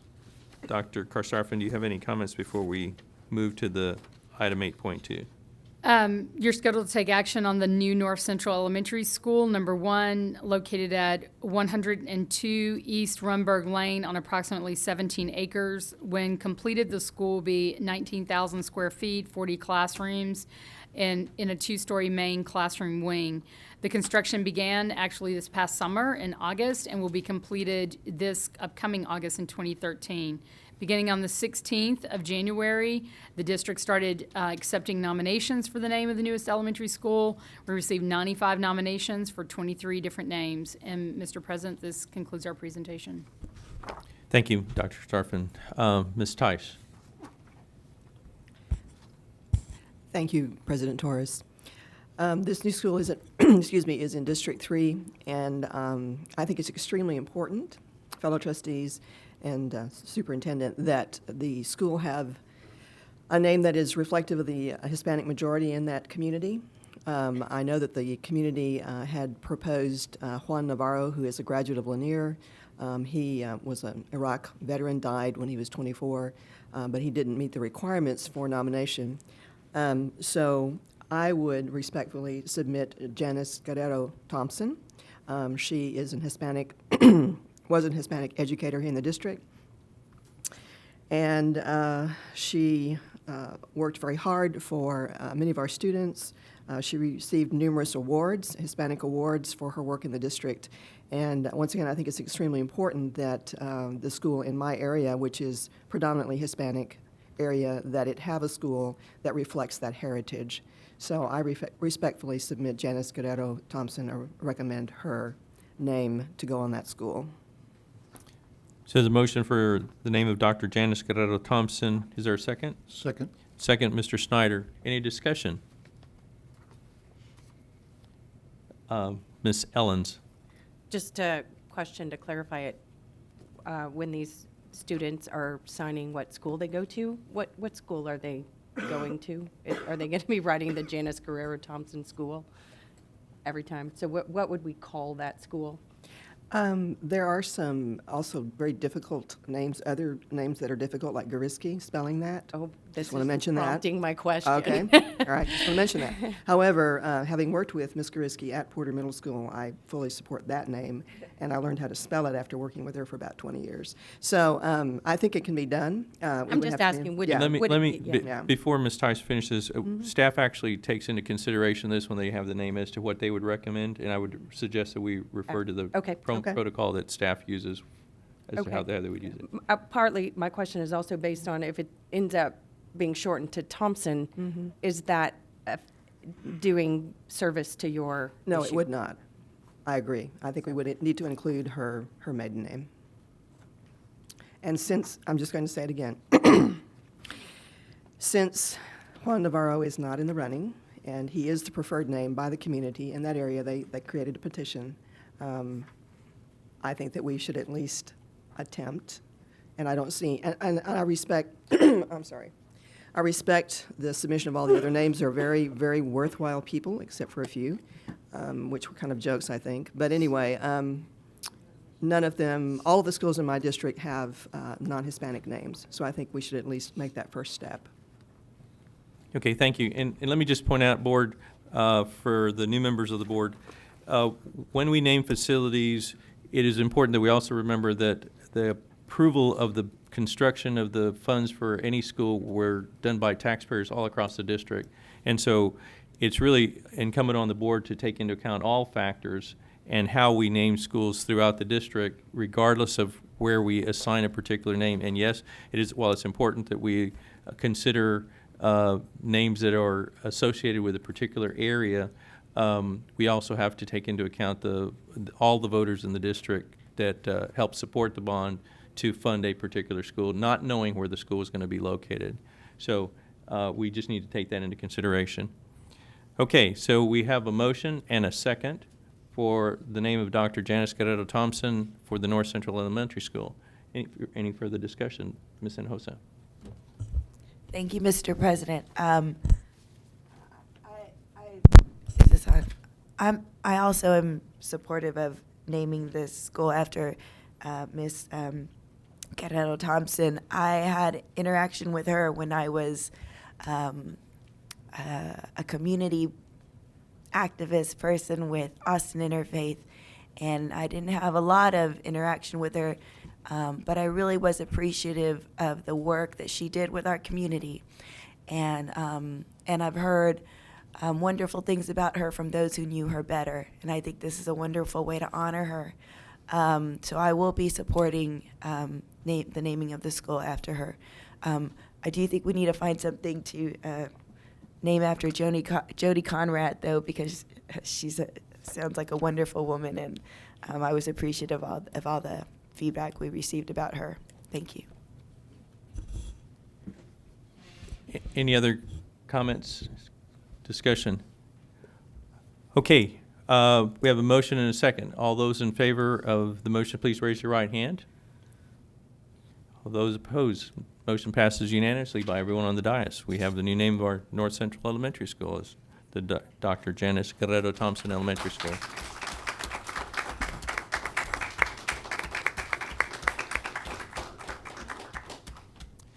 Okay, Dr. Garstarfin. Mr. President, trustees, your next agenda item is the request for the approval of a revised timeline for options regarding the formulation of a plan for the Eastside Memorial High School. It is scheduled for board action tonight. As you know, and as I've reported in previous meetings, the administration has worked with the trustees for the last 2.5 months to carry out the board's direction regarding its motion that passed to terminate the agreement between AISD and Idea Public Schools as our partnering entity, and at the end of this school year. The contract itself means that AISD will need to seek a partner for the implementation of some of our work in the reconstitution plan related to the high school. On February 25th, in a unanimous vote, the board adopted a timeline for the RFP of response for proposals and directed the administration to work with 3 trustees in developing the RFP against the board-approved timeline. The administration did follow this direction. The 3 trustees subsequently guided the administration's RFP work group to change the timeline that was approved on the 25th. The bottom line in the timeline is that at the heart of it, it was shifted from an earlier endpoint to a later endpoint, meaning that mid-May is most likely the earliest that the board would take a vote on a new partner. And while the administration did, as these trustees know, raise questions about changing the timeline at the, after the work had begun, under such time constraints. We recognized as the administration that in order to actually meet the first key benchmark of the timeline, which was posting the RFP before spring break, that we had to accede until we had another opportunity to meet with the entire board to discuss any potential revisions in the timeline. But what I want to make clear is that while we may discuss it tonight, you don't have very much flexibility at all. Tonight, the board, the administration strongly recommends that the board approve the changes to the original timeline so that it now reflects the actual RFP which has been posted. This will ensure that the district is in accordance with established protocols on procurement and legal notifications. For example, once it was posted on the district's website, we had to put legal notices in the newspaper. One was published on March 10th, another on March 17th. And of course, within the RFP, we actually had to show the timeline to potential vendors, if you will, to ensure that the process was legally noticed correctly. So in the agenda item itself, I won't regurgitate all the changes, but at the end of the day, it is really the push back on the timeline for decision-making that kind of cuts a little short the time that we have, I guess, by extending the time for more potential vendors to be able to apply. We had to cut back on the time for negotiating a contract and ultimately sharing this information with the commissioner. We do know that the commissioner has told us that the deadline for the revised plan is the last day of school, which is June 5th, but the commissioner is not subject to any of our board-approved timelines, and the revised timeline will limit both the contract negotiations and the TEA review to some extent. There are some other administrative considerations that I just want to highlight that I did put in the agenda item, and I did mention earlier tonight. First and foremost, the board really does need to follow its own established board governance procedures. And by not doing that, we created some challenges during the development of the RFP. The second thing is that the process may just not yield a partner that's agreeable to the whole board, to the community, and to the commissioner, because all three need to be on the same page for us to be able to move forward. I did raise this in our discussion in the development of the RFP, but the RFP specifically does not provide for creating a dedicated feeder pattern to Eastside Memorial High School, which was part of the original structure accepted by the TEA and raised as an element that's important to the commissioner. And the budget implications are still unknown at this time, as any funding has not been allocated in the current budget to pay for any additional costs. And our current partner is on at worst, cost neutral, but they actually bring money into the district as part of the partnership. And as I mentioned earlier, we are concerned about losing families.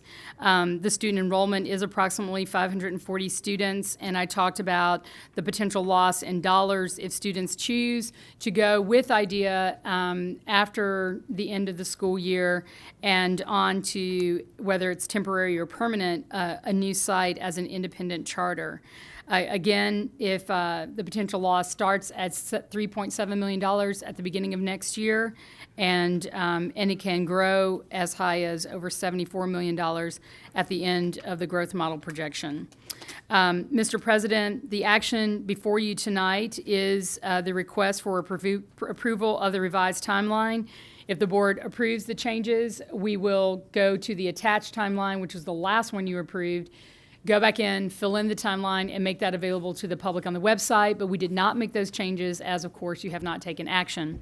But we do think we kept really good notes, and as a looking forward, there are still some things that we need to work on, like an evaluation committee to go over the RFP itself, to look at the actual proposals. There are other elements of the timeline in the agenda item and in the original approval of the agenda item that will allow us to give the evaluation committee the appropriate space that we normally would to reduce any legal exposure, to give them a chance to evaluate the various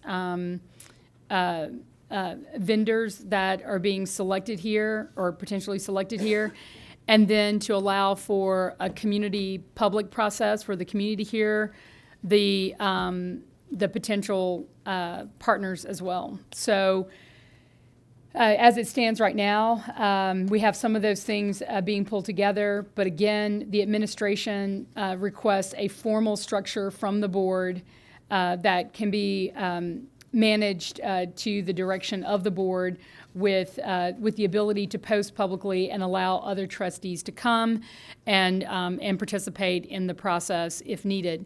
But before you tonight for action is simply the timeline, and the piece about the timeline that's most important is the connection to the RFP, which has been posted, and we do need you at minimum to approve up to the point of the deadline for the proposals themselves. Otherwise, I mean, you could, I guess, discuss and choose to make other adjustments, but given the limited time we have, we highly recommend that we just stick to the new revised plan, should you approve it, the timeline, and let us work against that. And Mr. President and trustees of the board, that date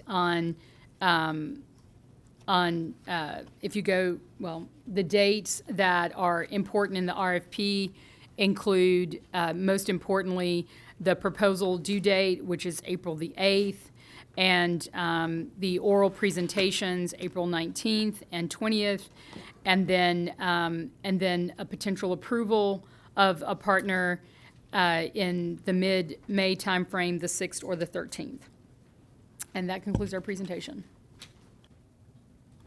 So that we focus on what needs to be done tonight, and you've requested direction from the board, I think the second item is a much more substantive discussion, and I'm not sure without some framework to walk through that discussion that we're not going to have something of a hodgepodge discussion. So let me see if I can ask this way.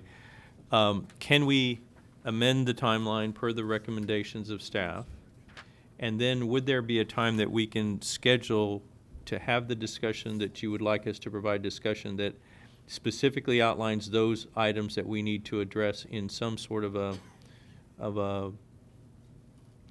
well thought out direction to give to the to give to you and staff? Mr. President, I'm happy to talk to the chair of the calendar committee just to give you a sense of what we're talking about.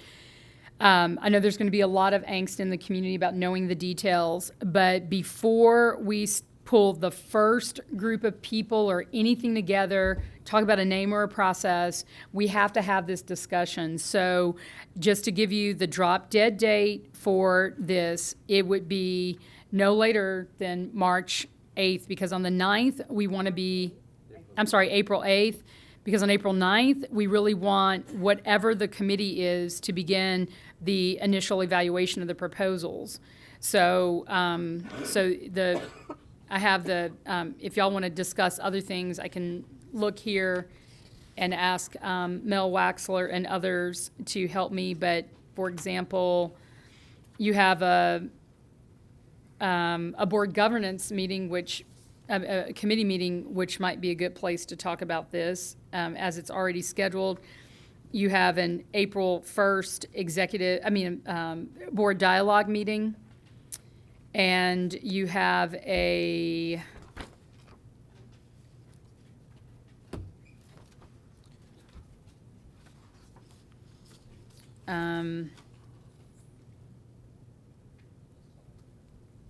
Well, as chair of the governance committee, I certainly would be willing to sacrifice that date for a full board meeting if we needed to. But I think it's extremely important that we have the entire board present, not just the governance committee. Yes, but I recommend that you do it earlier than that even. I mean, consider your April 1st dialogue meeting. And in the meantime, we're happy to put together all the things that we worked on leading up to spring break, and make it available. You know how trustees can email me directly. I can collect questions and comments and have a really solid agenda item for you on April 1st. All right, let's Mr. Snyder? I'd just like to get some clarification. Dr. Christopherson, are you looking for general guidance on how to handle this kind of issue, not only here but in the future, or on this specifically? Or I'm a little bit confused and lost about exactly what we're trying to get done here by the 8th of April. Well, I just think that the experience, I mean, it was a 9-0 vote on a timeline. We did it so that we wouldn't be post-meeting trying to renegotiate anything, that we were working on content, not trying to second-guess board decision-making. And the board was provided, you know, details on the timeline enough to be able to give us feedback in plenty of time at the table or otherwise. We even, you know, talked about some of these things on a Saturday meeting, and we went over time. So what the pattern is, you know, could be, and I'm hoping that it's not going to be this, is that when the board even takes a majority vote, the administration can't trust that action. That is a very sobering and scary perspective for the administration. And what we cannot do is have this kind of vulnerability on such a critical issue. So I'm not, you know, we don't have time probably to fix the world, but we do need to fix this now so we make sure that anything that we're doing moving forward, we are crystal clear about what we're doing, whether the board supports it or not, and if so, how do we get to the end of this issue in a clean, tight way? Can't have it be messy on this. This is the last thing we want to have problems on. So I just recommend that that we will work to summarize all those things, provide them to you, and I think there's some key things that you're going to need to decide on, like how is that we'll draft up things based on what everybody said and what I've heard thus far, and try to provide you with a sample evaluation committee. But I'll tell you right now, I don't agree with what came forward as kind of conceptually what the evaluation committee needs to be. There's a lot of other expertise that I think needs to be on there that keeps us tight and legally and also accountability protected as a district. So there's just lots of small pieces, but big pieces that will come together. And I'd really like for the whole board to discuss that. We agree and we walk out and do what the board directed. And that is the only way, I think, as an administration, we can do the best job for all of you. Okay, well, I personally would like to have the Fix the World discussion at some point in time, so Sure. you have a clear guidance on, you know, what we want and where we'd like to go.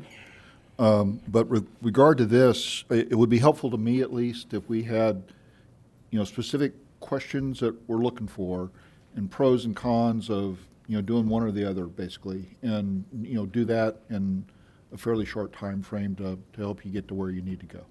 Great. So you agree with what I proposed that we do? It sounds the same to me, yeah. Yeah, okay. Ms. Moya? Thank you, Mr. President. You know, Trustee Schneider, I bet once we have this discussion, we'll be real close to fixing the world. And so, at least in regard to RFPs.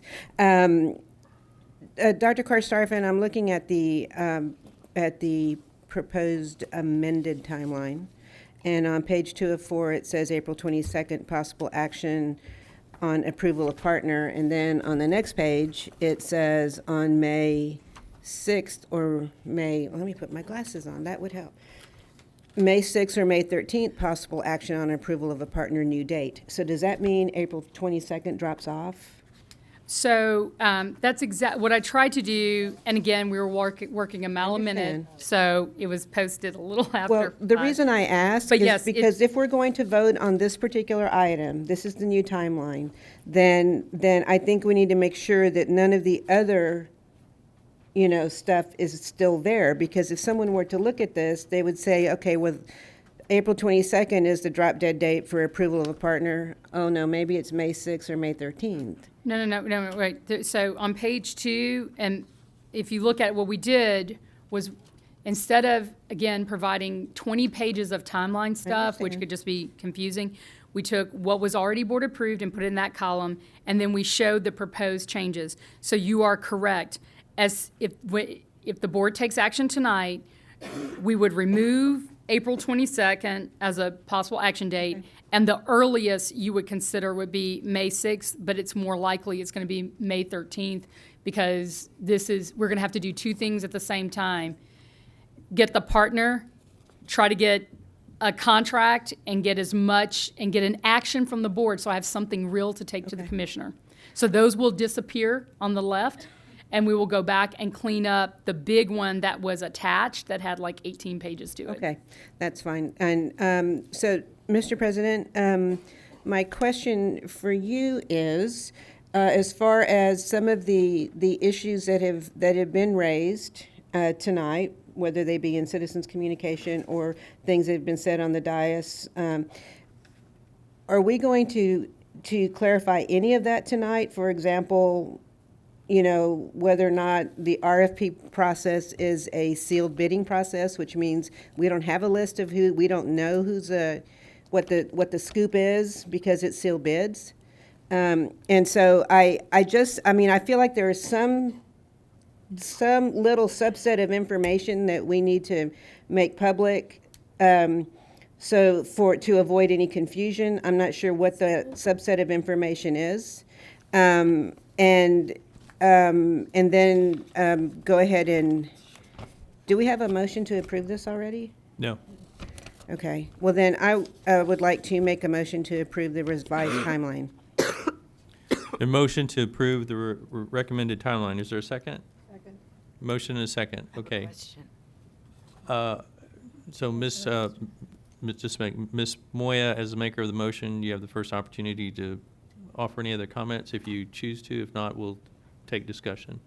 The only other question I have, and I'm not sure that this is the appropriate venue in order to have the conversation, is about going back to our governance policies and procedures, and a conversation about how the board approved timeline changed without board approval.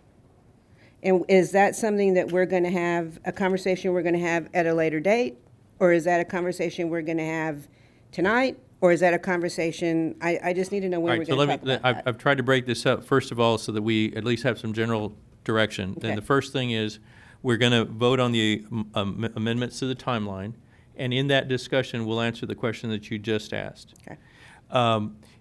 In addition to that, there are certain elements of the RFP process as it has currently been released that I'm going to ask the superintendent to answer that can be answered categorically without question. Okay. And I think some of those that you're asking can be answered. There are others that will require us to provide some guidance to whoever it is that's going to be doing that evaluation. And that would be part of the second piece that Mr. Snyder and I are saying. We're going to provide the superintendent specific guidance and right now I'm proposing April the 1st because that, I think, is the best meeting to do this.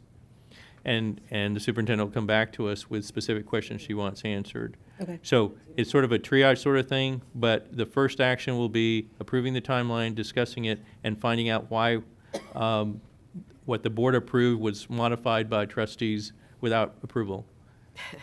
Second, an agreed upon date to take up these discussion items. Okay, thank you. Okay, so we're open for discussion. Ms. Hinojosa. And then. Oh, then, so hold on, answering those questions. Yes, I'm Yep. sorry. Okay. I just have a question for Dr. Karstarfin. It says May 6th or 13th, and you may have explained that, and I missed it. Can you just explain? Sorry. Yes, Mr. President, trustee of the board, trustee Hinojosa. At our last meeting, there was no clear final guidance from our trustees about which of the two dates. If I remember the discussion correctly, it was give as much time as possible to negotiate a contract so we had something to take to the commissioner, which is how we ended up at May 13th. May 6th, however, would be the first chance, we thought, if everything came together. that the board at its May 6th, give me a second, we looked at all these dates, at your May 6th dialogue meeting, that we might turn it into a special meeting if for any reason there was light at the end of the tunnel. And the sooner we take that action, the faster I can officially take something to the commissioner, because he has made it crystal clear he will not work with AISD and hypotheticals. Okay. I now recall that. Thank you for that clarification. Okay, Dr. Mathias, and then I'm going to ask you to address a few questions, Dr. Karstafen. Yes. Sure. I simply would like to thank us as trustees for our flexibility. So coming up to our last meeting, I was working with the superintendent and their administration, and first of all, I would want to acknowledge them and thank them for all the work that they have been putting into. After our last board meeting, the superintendent contacted me with maybe 5 or 6 dates and times for us to begin meeting, so this is something that they have taken extremely seriously. So we went from one trustee working with the administration, formulating a timeline that all of us had approved, to a group of 3 trustees coming together and simply formulating various concerns. The more minds that we wrap around this issue, the more concerns that we have. So the various concerns included, one, that we make sure that we have as much community input as possible as part of this process. And so as we looked at the original timeline, we just were not sure that we were giving the community the opportunity that we had wanted to give to the community. There were also questions about giving more time to our vendors, for potential vendors to be able to respond to the RFP. And so I just want to recognize that the timeline that is before us is changed from the original timeline that we had approved, but for some reasons that we as 3 trustees considered weighty enough for us to at least consider various options in that respect. The superintendent and her staff, we as trustees, were working around the clock, literally one night, working on this RFP. We handed it off to the superintendent and her staff. They got it out before spring break. So I would simply want to acknowledge the efforts of everyone involved. This has been a learning experience for all of us, and appreciate your flexibility as we discuss the changes that we made to the timeline. Thank you. Okay, Dr. Starfin, let me ask you simply to first address what an RFP as submitted really means. For those of us that aren't learning, having done this many, many times in our careers, what a solicitation is, what a closing date is, what all that means in the jargon when people submit when people put RFPs out on the street like this. Right, and I'm going to ask our Chief Financial Officer, Nicole Conley-Abram, this is part of her work, but a request for proposal is part of our contract and procurement services, where we're able to put together something that we need and ask those who are provide these kinds of services to make a proposal to us on how they might help us provide X service. So that is the first piece, and unless you want to add some very specific legal, all that the special stuff you say when you get with us to keep it, okay. So if you actually look at the RFP itself, or if you looked on the website, there's Texas code that guides us on some of the things that we're supposed to do. For example, we have to advertise the RFP, and we have to, do it within a certain time frame, and there's a lot of guidance. But the most important thing that I want to just be sure that we said tonight as it relates to the RFP is actually tied to the board's policy, CHE, and that is related to vendors shall not contact board members individually for the purpose of soliciting a purchase or a contract between the time this request for proposal was formally released. Oh, don't go anywhere. Okay. You can have a seat if you want. Was formally released, and a recommendation has been made by the administration to the board. And if the vendor violates this prohibition during the time frame, the vendor award shall be invalidated. So I just wanted to be clear that there's the other piece where if the board, right, contacts a vendor, the vendor is required to tell the board member that any communication with you is inappropriate and the state's procurement laws, which will result in disqualification if they don't do that.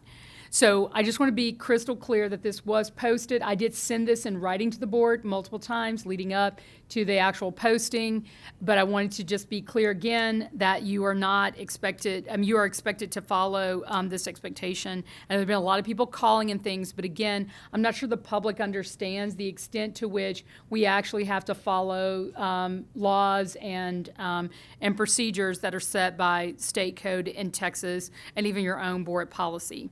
And I want to be very clear on one other point to this, is we as trustees are actually voting on the final contract even after what you just said takes place. And so it is entirely inappropriate for a trustee to have any communications with anyone that is intending to submit a proposal for this bid, because the allegations of improprieties can be rampant with something like that. So I just want to warn trustees strongly not to be speaking with anybody that is intending to submit a proposal, regardless of whether it's during this time period or not, because we will ultimately vote on that.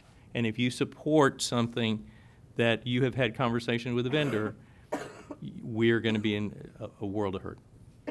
And so part of what I wanted to be able to talk to the board about on April 1st and why I felt like we need to just have the public conversation is that I do think we're going to get to a line on what's appropriate. Remember I was talking to Trustee Mathias about some of the timeline pieces in the future. And then, I think we all need to we were in a huge rush to get to spring break. I think we did the best job humanly possible to keep ourselves from getting in trouble, and making sure that we did as much as possible that we could do. But I do think we are coming up on a very fine line. And whether or not, I know Trustee Hinojosa, you requested to be on the, not on the committee itself, but like on, some of the stuff leading up to it. I think we need to stop, allow council, allow some of the people that look at these procurement procedures to tell us how far along in this process can the board continue to have its hands on it if you're going to be making an action later.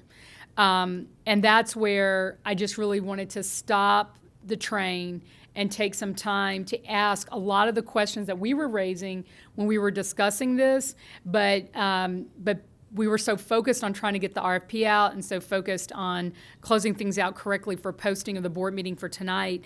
I just don't think, I know I didn't get closure on that, and I just don't like people working under that kind of intense pressure without some time to really go back and dot the I's and cross the T's. There are some other questions that I know Ms. Moya raised that I wanted to say that we will be working on, and I think on April 1st. And Nicole, you can, tell us how far we may be still off. But as we closed out before spring break, we do believe now, and we're going to double check before we, lay out something for y'all to consider, that the administration will be able to post a list of entities that submit proposals, and we'll be able to put it on the district website. But the administration does not send such information to specific parties except to respond to requests for public information and those things that qualify for public information. And the only information that would be disclosed is the name and the address of the entities that submit proposals. We think we may be able to do that. And Conley Abrams, is that still true? When we open the bids on the proposal due date, once they're submitted and we open the sealed bids, we believe that we'll be able to post the entities that did submit proposals. But we don't do it concurrently while the proposal period is open. Okay.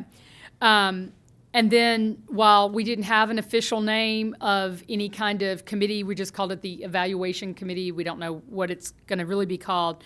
But we did start talking about the potential makeup, a mix of, and we can name, as an organization, we don't have to just have AISD employees and personnel. So we do know that we can involve external folks from AISD, community members, to be part of the evaluation committee to look at all of the proposals, and is that committee that would then narrow them down before we go to a public community meeting, which, as you can see on the timeline, is on Saturday, April I just want to get it right.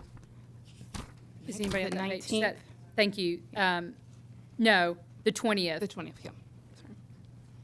Wait. Yes, the 20th. The 20th, thank you. Yes.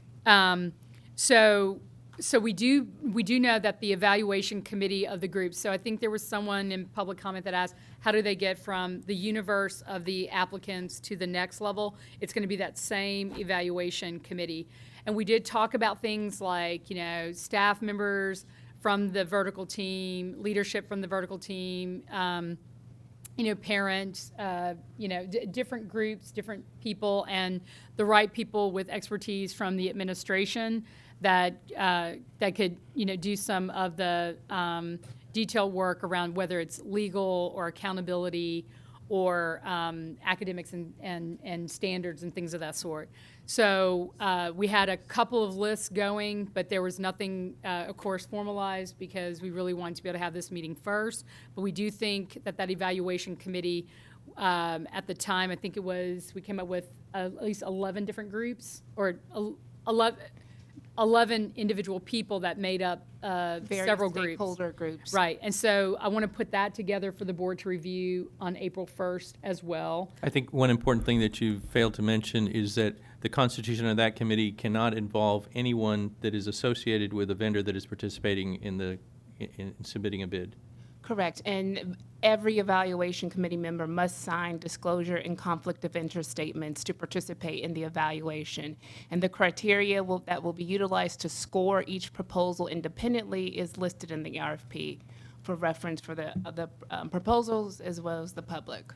Right, so we'll be doing things, we'll be looking at nepotism, a non-disclosure agreement, a code of ethics, and a conflict of interest statement as well that everyone has to sign off on. And what we wanted to do, which, again, especially if the meeting with the board isn't until April 1st, I wanted to be able to start casting a larger net out to folks, just so that everyone could hold time, because what's going to happen is once it triggers, there are going to be a lot of meetings, again, depending on how many people apply. You may have to go through 20 proposals, you may have to go through 2 proposals, but because we don't know, we want to just be sure that we don't waste any time the moment it all pops. So when I submit an update from this meeting, as part of our board weekly update, I'll be asking the board members to, we'll put together some of the general categories and asking, board members if there are specific names and things so we can do some early vetting and asking questions to be sure. And without knowing who is applying, you will probably need more people. So if some people have to come off because they do have a connection, that we kind of plan ahead and ask more and then narrow it down later. Ms. Moya, did I not hear you correctly, but did you ask the question, was this a competitive sealed bidding process? I did. Would you answer that question?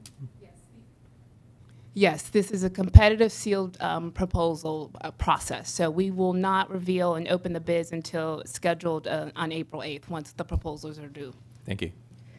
I had Ms. one other thing I wanted to add to your caution to the board regarding conversations with potential bidders. My understanding in my work with purchasing at the state level is that conversations roundabout sort of way, your friend talks to the bidder and your friend comes and talks to you. That's also highly inappropriate. These are the kinds of things that it's very, very important that not only all the board members understand, but our community members and our stakeholders understand, because if anyone violates any of that, the bidder is disqualified. Now, whether or not there are sanctions, against one of us, that I don't know. In state law or something like that. But I really think that it's very, very important that we understand what the rules of the game are and that we stay true to those, because there's way too much at stake to make a mistake. And any actions that's taken as a result of that improper relationship will be automatically invalidated. Ms. Hinojosa. Dr. Karstafen, I heard you just express about the April 1st date for a meeting, that's sounded like you thought that maybe that's potentially late, and I wanted to make sure that we have it early enough to satisfy what you need. So I know I would be willing to, and I'm guessing most other board members would be willing to have it earlier if that's what you need. Well, Mr. President, Trustee Board, Trustee Hinojosa, my thing is, I know we've gotten in a bit of a pattern also of, like, we're just adding a lot of board meetings without giving us a chance to do what I think we need to do best, which is create quality agenda items for y'all. What we used to do and got much better at was giving the board agenda items, big ones, important ones, 10 days in advance to give you a chance to look at them, give me feedback, help me shape them. And now, as you've seen, it's not uncommon for me to have to put them in your folders, like we send them on email at 5 o'clock on a Friday for y'all to be looking at on a Monday. So while I understand we're under the pressure, what I would prefer is to allow us to work on quality material, give us a chance to send it out to the board. Y'all send me your thinking and let me shape things again. And where possible, we go ahead and are able to make some baby steps. But I think I'm not asking y'all for action.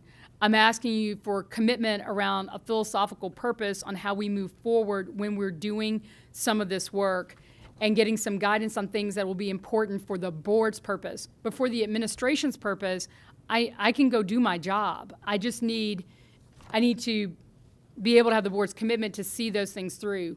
So today is the 18th. To rush anything sooner would mean that we would already be in the deadline, at least internally as an administration, for getting agenda items done. And we haven't even had a chance post the spring break, today's Monday, to get with the team. And I'm going to tell you, I already see a mistake on the RFP, just on page 8 of 29, that we need to go back and fix some of these things and post them again on, when we find these kinds of boo-boos. But it looks like, I'm just saying, Roman numeral 8 and 9 are missing for the 5 and 5, and on page 9, the points don't add up. So this is...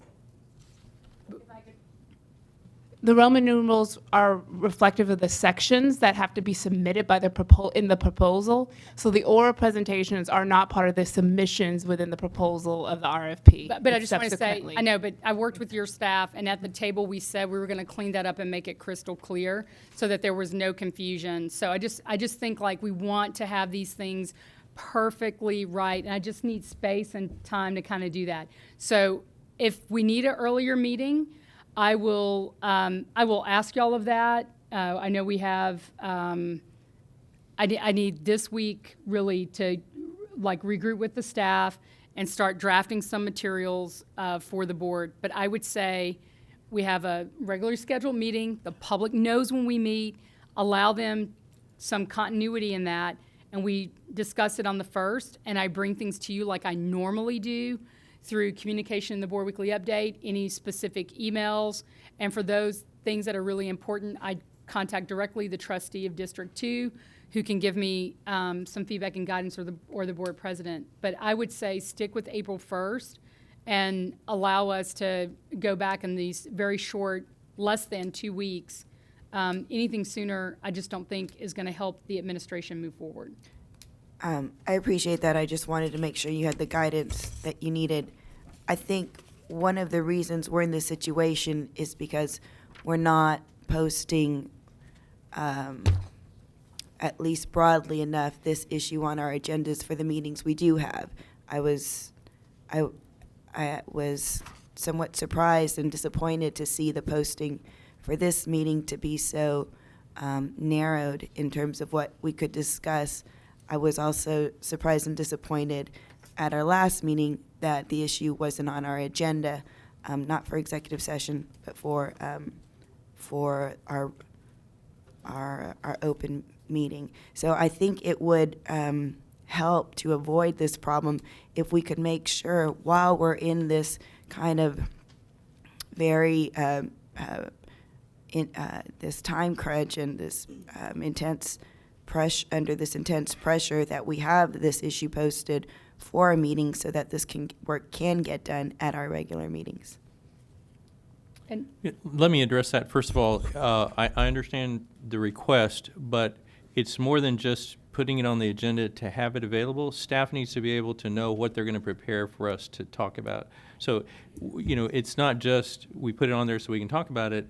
If they aren't prepared to answer the questions that may arise, then the conversation is futile. So we need to be more thoughtful about simply putting something on an agenda and thinking it's okay to talk about it. Yes, legally you can probably talk about it, but you're not going to have a conversation that is of a high quality and that everybody coming to the table is prepared to provide input to provide you the information that you want. So we really need to plan this out more. I think the problem we have here is not that we don't have postings when in this crunch, as you put it. It's the fact that this process really takes much longer than we really have. Well, I appreciate that, Mr. President. But for instance, for this meeting, our superintendent has brought this concern to us, yet we're not posted to address it. What are we not posted to address? This concern about how we move forward with a committee, should it be a committee that is open to the rest of the board and posted to work out these other issues along the way? This was brought to us by the administration, yet we're not posted to talk about and resolve that issue today. We can talk about it, but once again. Can we talk about it, resolve it right now? We could, but what I'm suggesting is I don't think we're prepared to. That's exactly my point. Because one, we need to know what are the specific questions that we need to give her guidance on. Just what Mr. Snyder said, we need some specific questions that we need to be prepared to provide input to her on. That's what we don't have, even though we're posted to discuss it. I don't think we're going to provide the quality of information. And then we get back to the issue that we oftentimes have is where we don't provide the superintendent clear guidance. And that's even worse, because then she goes off trying to do what she thinks we've asked her to do, and then we come back and tell her, that's not what we wanted you to do. Well, I thought we weren't posted to talk about it just based on my reading of our posting. But if we are, I mean, I would like to propose, and I think I'm ready to discuss that and so we don't have to have a special meeting, that we do have a meeting that's posted open to all the board to figure out how we are going to deal with these issues that are coming up in the RFP process along the way. I'm ready to make that motion now, unless other board members think that they need more time to be able to consider that and have a special meeting, or wait until April 1st to do that. I think I'm ready to do that now. And I'm not sure what your motion would be. My motion is to... Point of order. There's a motion on the table. I understand. Okay. I'm just asking her what her motion would be. Okay, She's not making a motion. I'm just asking, what motion would you be making? So to move to establish an ad hoc committee made up of board members to evaluate and decide and give direction or guidance to the superintendent on the will of the board regarding the RFP for Eastside Memorial High School. Okay, I understand what your motion would be. So, any other discussion on the motion currently on the floor? And Ms. Ellens, I think you... I did just want to clarify, the work meeting that happened 2 weeks ago, I would like to make it clear that the calendar committee did direct the superintendent and the administration to take off the agenda item on the Eastside Memorial conversation if we were not prepared to have a robust conversation. And there was nothing changing at that point that we had information on when they needed to post. So I will take responsibility for that, or whatever. We directed the superintendent to go that direction, so. Okay. Any other discussion on the current motion on the floor? Mr. Snyder? I'm sorry, but for those of us sort of older memories, could you just repeat the motion, please, Ms. Moore? Ms. Moya? Well, I probably have an older memory as well. Move approval of the amended timeline for the options regarding the formulation of a plan for Eastside Memorial High School and Eastside Memorial Vertical Team. Mr. Snyder, is that? Answers the question, yes. All right, any further discussion on that item, on that motion, excuse me? All those in favor of the motion, please raise your right hand. All those opposed? Motion passes 9-0. Okay, Ms. Hinojosa, you would like to entertain a motion, and I'd like you to lay it out before you do that so we understand what your motion would be. First, I feel like I need to get some clarity about legally what we're posted to discuss. I'm sorry, I just put a cough drop in my mouth. What we're posted to discuss and legal ramifications. And I don't know if we can do that here publicly or if we need to go into executive session to do that.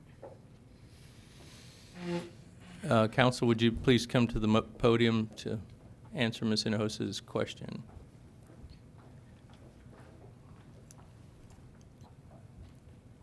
I'm sorry, but I need clarity on that question.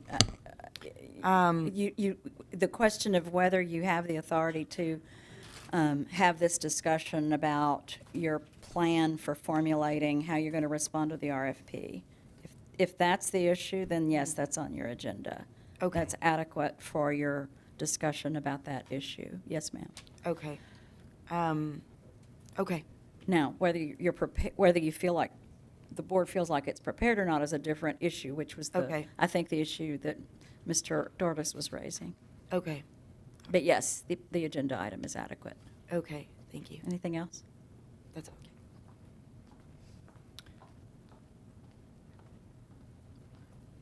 So, Mr. President, I would like to make a motion that we establish an ad hoc committee to give the superintendent guidance regarding issues concerning the Eastside Memorial RFP.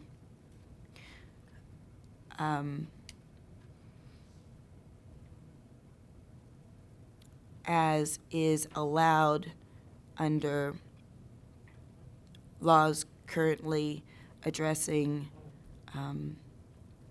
these issues. Okay, is there a second? Second. Discussion on the motion. I think I'm interested in hearing more from Trustee Hinojosa on how this ad hoc committee would complement the work of the administration. I left our meeting a few weeks ago with a great deal of confusion over board work versus the work of the administration with regard to the RFP, and was contacted by several members in the community because there were comments of the administration doesn't have capacity, and we're working on reading right now, and the board saying, yes, but we can help, and some board members saying, well, no, you shouldn't. So I mean, it's very unclear, and I think that clarity to the situation is absolutely necessary. I understand we're past the RFP formative process, and as a person who in my daily life responds to state-issued or governmental-issued RFPs all day long, I get the constraints that we're under, but would just like to hear more on how the two would work complementary, or what's the vision you're talking about with an ad hoc committee? Because I think some sort of clarification, like the superintendent, is absolutely necessary. Well, what's not an idea that I had until our superintendent raised it. I too think that we could have proceeded in a better way in establishing the last RFP. With all due respect, Trustee Ellens, I was at that calendar committee meeting, and I did not walk away with the sense that we directed the superintendent to take Eastside Memorial off the agenda. I myself argued for keeping it on the agenda, so I think that if we're not going to be posting this issue more broadly enough to be able to get the feedback that she needs when we're operating under such intense pressure in such, I mean, these are not optimal. These are circumstances, and these are not, we're operating under somebody else's timeline at this moment. And so, given that, I mean, I think we need some way of dealing with the issues that come up. I mean, what came up with the timeline for the RFP was we started hearing that was not enough time for good quality potential partners to apply for this RFP. And so those of us who were working closely with the administration on it believed we need to have some way of giving potential applicants more time, because that would just defeat the purpose of even doing this RFP if we didn't give them enough time to apply. So that was a concern that came up. We scrambled at that moment to figure out, do we call an emergency meeting? What do we do? And if we had some body that could be that could be posted for and could meet more easily than bringing it before the full board, unless we're willing to have this discussion and post it for the board to anticipate these issues coming up, then I mean, I think we need to have some way to deal with those issues that arise as we're going through this. Going through something that really this district has never dealt with. Ms. Moya. Thank you. Trustee Hinojosa, with all due respect to you and your motion, I can't support the motion, and the reason is this. The statute establishes a board of trustees as a body corporate. It does not establish a board of trustees as to form a smaller group to make decisions on behalf of the entire board. If the entire board needs to make a decision, then we need to call an emergency meeting. And it is just, it goes against the reason that the statute is the way it is.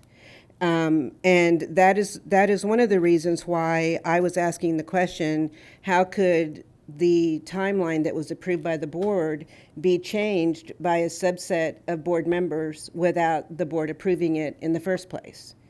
And we went about it backwards, and I understand that, I understand Trustee Mathias's comment about flexibility of the board, but these are the kinds of things that we as a body corporate cannot do.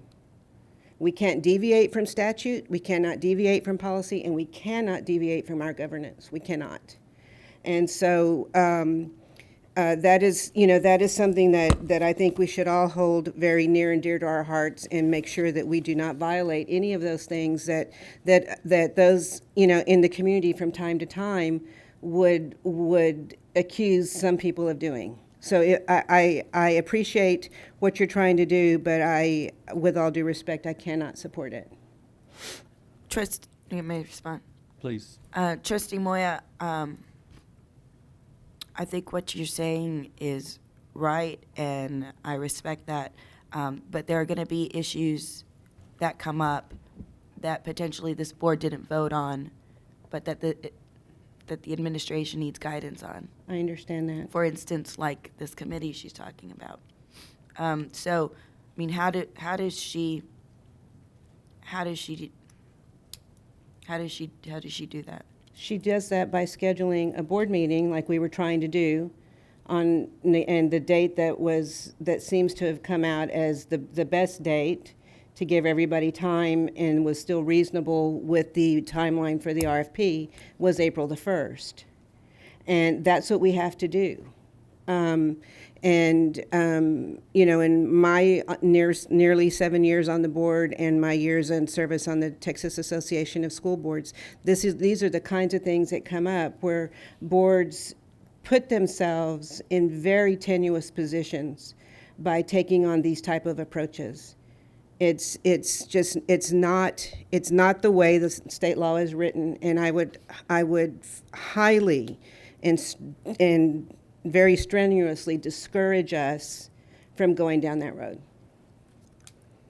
I just fun. Trustee Moya, I think you're right, and I appreciate your argument, and I withdraw my motion. Is the the seconder in agreement? Okay. Okay, Mr. Snyder. I just want to ask a question that I still think is relevant even after the motion is withdrawn. And that, Trustee Hinojosa, I'm trying to understand the difference between your motion and what we're going to be doing anyway. I mean, you advocated for the board meeting to discuss this, completely agree. Completely agree that there's not enough time. There wasn't enough time even throwing an idea in last year and trying to solve that. And other than, you know, fixing a few select schools, it doesn't fix the long-term problem over there. And that's something that we as a community still have to work on even after whatever RFP is passed and whatever is implemented. But how does what we've just voted unanimously to do meet, discuss the problem, give the superintendent's guidance on what she needs to do, differ? I mean, I'm still trying to understand that. So if you can enlighten me or just say whatever you think is appropriate, I'd appreciate it. Well, I guess just that they're not our full board meetings. I mean, they could be. I guess our full board could attend these committee meetings, but they aren't the action of the board. They'd be an action of the ad hoc committee. Okay, thanks. And I mean, the thing I am coming back to, though, still is that something I've said previously, that we've gotten into this unfortunate tendency of if there's an issue with a particular school or an issue with a particular area of town, we tend to defer to the trustee, the trustee that represents that school as the source of the answer. And, you know, as was pointed out, I mean, we as a board are responsible for what goes down here, whether it's, you know, an individual school or whatever. So I really think that as a board, we need to work to get back to a place where we're addressing every kid and not just relying on what one trustee may think about needs to be done for a particular instance. Okay, so let me see if I can summarize. We are going to try and schedule a meeting on the 1st and readjust the agenda for that date to allow us time to address the guiding questions that the superintendent wants us to address as it relates to this issue. But as Mr. Snyder pointed out, we really need to be looking at this in the context of larger issues at some point in time. But for right now, the urgency of the situation requires that we deal with it as it relates to this issue. So I don't want us to try to come up with answers that will solve the world's problems for everything, but we'll give you the specific guidance that you need in this particular situation. And that we, and I want to once again echo what I think some of my fellow trustees are saying. Board members, we really need to understand we have specific roles and we have specific things we cannot engage in, and we're very close to being on that path. And I want us to think seriously about things that we're allowed to do and things that we're not allowed to do. So as we have these questions, Superintendent, I would ask that you ensure that you're not asking us to volunteer or provide guidance on something that we're not really supposed to be doing. Well, Mr. President, trustees of the board, I mean, this... The best practice says we shouldn't be doing them. Well, that entire process was not a best practice, knowing that, you know, there are a lot of other things that people are bringing to the table from the community. I mean, and each trustee can speak for themselves when we have this discussion. but it was after meeting even with the trustees, we're constantly relayed to the administration that the community doesn't trust what we're doing, even though we're working with the trustee of the district and of that particular trustee district. And so I don't know how y'all want to resolve it, but I don't feel like as trustees, there's anything going back to the community explaining to people what the administration has and has not done, what it actually means for moving some of these issues forward and helping build bridges. Instead, I feel like it's in part continuing to create the chasm. So for what it's worth, as our lead guy on the procurement stuff was saying, he was like, we never do it this way. We could be challenged every time something was brought up that we advised against. There was a lot of pushback saying, but we need to do it because the community wants it. And so, and no one would have forgiven us if that RFP didn't go up before spring break. No one would have forgiven us. So we did the best we could with us going to the line, but I think legal issues, this stuff around procurement, making sure that anything this is why I want to make sure we talk about it, so that anything that people were thinking we would be doing after this, we are crystal clear about what we are and aren't doing. And then the next step is, which I'm deathly afraid of for this board, is the concept of a walking quorum. Exactly. We've got, because it keeps, for the work that gets done, I know people don't mean it, but there's perhaps other conversations going on, and this is the first time in 3.5 years where, and I know Robert used to, call the last, call us all out on it step by step if something even got close to the line. But it's almost like because we're in such an intense pace on this that we are really on that wall, and this is why I don't want just 3 board members showing up for an ad hoc committee meeting. I want you all there. I want you to all agree so that when we move forward from the next step, that it's crystal clear about how we're doing it to ensure that y'all protect what it means to be a trustee and what it means to be on this board of trustees for the district. So it's with that in mind that I think having this meeting and adding this to the agenda on April 1st is the absolute right thing to do. And we will go back and, pull together those specific questions. But I think there will be some things that I will need the board to kind of land on, like that whatever that committee is for evaluating those proposals, we better be crystal clear about what we're doing so that it gets set up the way that everybody agrees it gets set up on. And we don't have to take action on it. It's just that we go on the record that this is what we're doing so that I'm not getting the 1 and 2 offs asking me to go in a different direction, or worse, accusing the administration of doing things that we don't even have the authority to do. And for the record, I do not get to do anything that isn't majority approved by this board. I just don't get to do it. And I do think that there is some misunderstanding about that, even in the way that we work. And while intentions, it's like, the means justify the end, I don't know, but we were really getting into a Machiavellian kind of world there. And this is where we felt like we need to draw the line and come back to the whole board and kind of reset ourselves to finish this RFP process out. Ms. Hinojosa. I think one of the reasons behind establishing the trustee working group, or whatever you want to call it, to help with the RFP process was really in response to the issue that Robert just raised, that not all of us on this board think it is appropriate for those last-minute decisions that need to be made to just be made by the district trustee. I run at large, and I consider the community members in Trustee Mathias's district, with all due respect, Trustee Mathias, to be my constituents as well, and I am as responsible to answering to them as he is. So I agree with Trustee Schneider that it shouldn't be just a phone call to Trustee Matthias that resolves these issues.